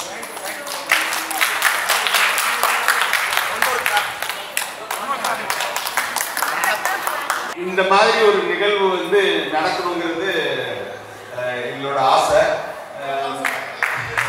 திருநெல்வேலியில் இந்த program வந்து பண்ணதுல நிறைய பேர் வந்து நம்பிக்கை வச்சது.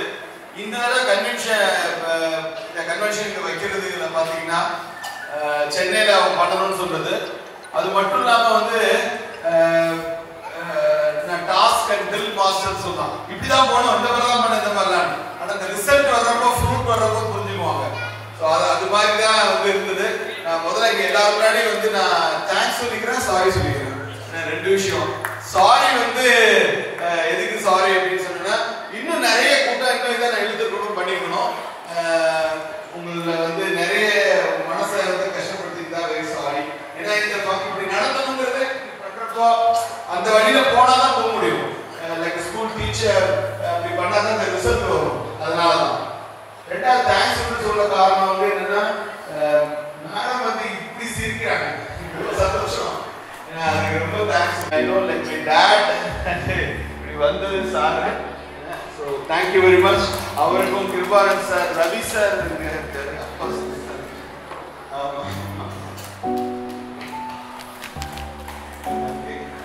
அப்பா சாமி சார், எல்லாருமே கண்டிப்பா ஆசை. உங்க ரெப்ரசன்டேஷன் ரவி சார் வந்து பாருங்க, அது ரொம்ப அப்படிதான். நம்ம ஒண்ணு சொல்றதுக்கு முன்னாடி ஏன்னு சொல்லுவோம், அவன் set A square B square அங்க போயிடுவாரு, அங்க இங்கே இருப்பார். அவர் மறுபடியும் எல்லாம் எடுத்துட்டு வரணும். whatever guidance கண்டிப்பா யாராவது தெரிஞ்சிருக்கும். இனிமே புல் தி ஸ்ட்ரீம் எது யாராவது தெரிஞ்சிருக்கும், கண்டிப்பா அதை நம்ம செய்யணும். அடுத்து வந்து பாத்தீங்கன்னா நாளை காலையில ப்ளீஸ் எவ்வளவு ஆசை. நான் சொன்னேன் இல்லைங்களா, கோயில்னு திருநெல்வேலியில மேலேபர் காந்தியம்மன் கோயில். எல்லாருக்கும் அந்த கடவுளோட இது அந்த அருள் கிடைக்கணும். திருவண்ணாமலையில எங்க மாமாட்ட பேசி எல்லாரோட பேக்லயும் நீங்க பாருங்க, உங்களுக்கு ஒண்ணு இல்ல கொடுத்த ஒரு மனுஷன் அது பேர் போடக்கூடாதுன்னு சொன்னது, இந்த மாதிரி நிறைய விஷயங்கள், நிறைய பேர் எமோஷனலி நிறைய விஷயங்கள் நடந்தது. அது உள்ள அந்த பேக்குள்ள இருக்க பொருளும் ஒன்னொன்னு பார்த்து செஞ்சிருக்கு. அதே மாதிரி நீங்க வந்து செய்ய வேண்டியது என்னன்னா, இந்த ப்ரோக்ராம் எடுத்து எங்க நடந்தாலும் உங்களால முடிஞ்ச சப்போர்ட் வர்றது. சார் நீங்க போய் அவருக்காக பண்ணல, அப்படித்தானே? அவருக்காக பண்ணல. இங்க வந்திருந்தவங்க எல்லாருமே வந்து பர்சனலா தெரிஞ்சுக்கலாம், எனக்கு தெரிஞ்சுக்கலாம். எங்களுக்காக வரல, எல்லாருக்காக நமக்காக தான் வந்தாங்க. ஸோ அதுல ரொம்ப சக்சஸ் வந்து இதுதான். கன்வென்ஷன் சென்னையில் நடக்குது, ஏன் வச்சோம்? 500ல இருந்து 1000 பேர் வரணும் இல்லையா? அதானே. இந்த பையன் பஸ்ல டிராவல் பண்ணி வந்திருக்கான். மேடம் வந்து அந்த பெட்டியை வந்து கிளம்பாக்கல எடுத்து கீழே போட்டு இப்படிலாம் ஒவ்வொரு விஷயம் சொல்றேன். அவரு ஆனந்த் சார் ஏகப்பட்ட திட்டு வாங்கியிருக்காரு. இவரு அவங்க மாத்தி நான் எங்களுக்குள்ள அப்படி பண்ணணும் இப்படி பண்ணணும். Anyway let's come to shape. அதுதான் சொல்ல வரேன். நீங்க அடுத்த வந்து உங்களோட கைத்தட்டலும் கரகோஷமும் எல்லாருக்கிட்டையும் சொல்லுங்க, அவங்கள வர வைங்க. அசோசியேஷன் என்னது? நமக்காக நம்மளால உருவாக்கப்பட்டதுதான். ஸோ அந்த இதை வளர்த்துக்கிறதுக்கு செய்யறதுக்கு அது உங்களுடைய இது வேணும். ஒருத்தர் கண்டிப்பா ஒரு ஆளா பண்ணணும், அவ்வளவுதான். ஒருத்தரை கூட்டு வந்தா போதும். இன்னைக்கு வந்துட்டு 200 பேரு 400 ஆகும், 400 ஆகும். உங்களுடைய இது அதுதான் வந்து சக்சஸ், சந்தோஷம். இப்ப நாளைக்கு எதாவது சொல்ல வந்தேன், காலையில கோயிலுக்கு போக விரும்பணும். நான் மறுபடியும் சொல்றேன், அண்டர்லைன், கோயிலுக்கு போக வற்புறுத்துறோம். கோயிலுக்கு போக நாங்க விரும்புறோம். என்ன நீங்க யார் வர்றீங்கிறத கை தூக்கணும். குன்றத்தூர்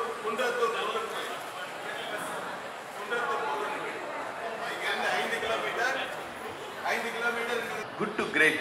அந்த கிரேட் ஆனவங்க வந்து சொல்றதுதான் நம்ம கொண்டாட பெருமை. ஏன்னா அந்த கிரேட் ஆனவங்கள கெஞ்சி கூப்பிட்டுருக்கோம், கொஞ்சி கூப்பிட்டுருக்கோம், பேரட்டி கூப்பிட்டுருக்கோம், இவ்வளவு நடந்திருக்கு. அவங்க வர்ற சமயத்துல இங்க நம்ம எல்லாம் இருக்கிறது தான் நல்லது. யோசிச்சு பார்க்க பாதி பேர் இல்லை, அப்படி இருக்காதீங்க. நாங்க மெனக்கிட்ட அங்க இருந்து வந்து எல்லாரும் சொல்றப்ப இங்க இருந்தா தான் நல்லா இருக்கும். ஸோ அதை நீங்க பாத்துக்கங்க. இந்த விஷயத்துக்கு அப்புறமாக நாளைக்கு கண்டிப்பா அவர் கேட்க விரும்புவார். பெரியவர் வந்து அங்க உட்கார்ந்துருப்பாரு, செயலாளர் அங்க உட்கார்ந்துருப்பாரு. என்ன கத்துக்கிட்டீங்க நீங்க, என்ன மாதிரியான விஷயங்கள் வந்து புரிஞ்சுக்கிட்டு, என்ன சந்தோஷத்தை கொடுக்குது, அதை நீங்க வந்து சொன்னாதான் அவங்களுக்கு சந்தோஷம். ஒரு கலைஞருக்கு எப்படி வந்து கிளாப் வந்து சந்தோஷமோ அதுதான் சந்தோஷம்.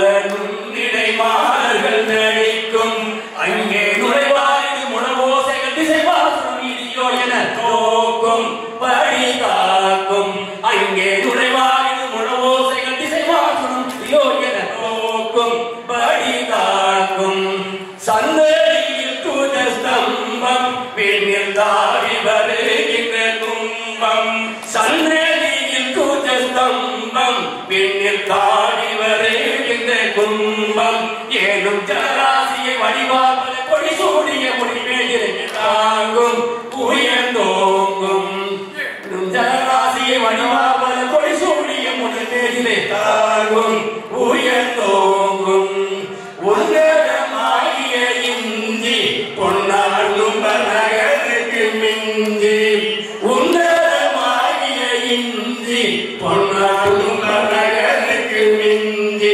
மிக உயர்வானது பெறலானது அதிசயம் ஊரங்கும் விண்டி கலங்கும் நாடி பழக்கம் தரும் அந்த திருப்புகழ் உள்ளக்கம்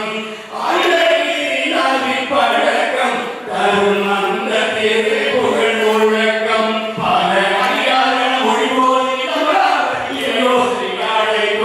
அந்த பூழைக்கும் கவலை மூன்று கண்ணை போற்றி தங்க காவடி தோழில் ஏற்றி கவலை மூன்று கண்ணை போற்றி தங்க காவடி தோழில் ஏற்றி கோடும் கனலேய மெழுகாய் பவரே இகமே படி காண்பார் இன்பம் பூண்பார் ஊரை மரமேதர் கழுகாத வரிகோவில் மரமாதே மாதே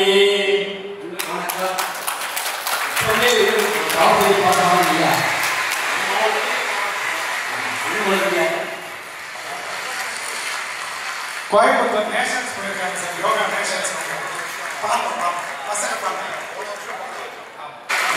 மேடம் நீங்க ஒரு பக்கத்துல மேக்கப் போட்டதை பார்த்தீங்களா? அருமையா போட்டாரு. நம்ம வீடு சிரிச்சு எங்களால உண்மையில பார்த்துட்டு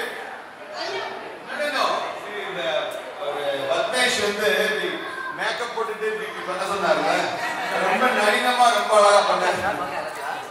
கல்லானையோரின் உள்ளம் ஒரு ஆலயமாம், கல்லானையோரின் உள்ளம் ஒரு ஆலயமாம், கடலான படை வீடும் நிலையான ஜோதி உன்னை சொல்லாத நாளில்லை சுடர்மிகும் வடிவேலா சுவையான அமுதே செந்தமிழானே உன்னை சொல்லாத நாளில்லை சுடர்மிகும் வடிவேலா இன்பமும் துன்பமும் நிறைந்த என் வாழ்வில் இன்பமும் துன்பமும் நிறைந்த என் வாழ்வில் இணையினாலில் திரு புகழினை நான் பாட இணையினாலில் திரு புகழினை நான் பாட சுடர்மிகும் வடிவேலா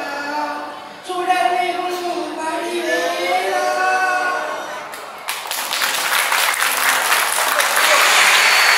ராணி பிரதர்ஷனா பண்றதால ஃபுல்லி நான் இந்த தொகுப்பை சொல்லிட்டு இருந்தேன்.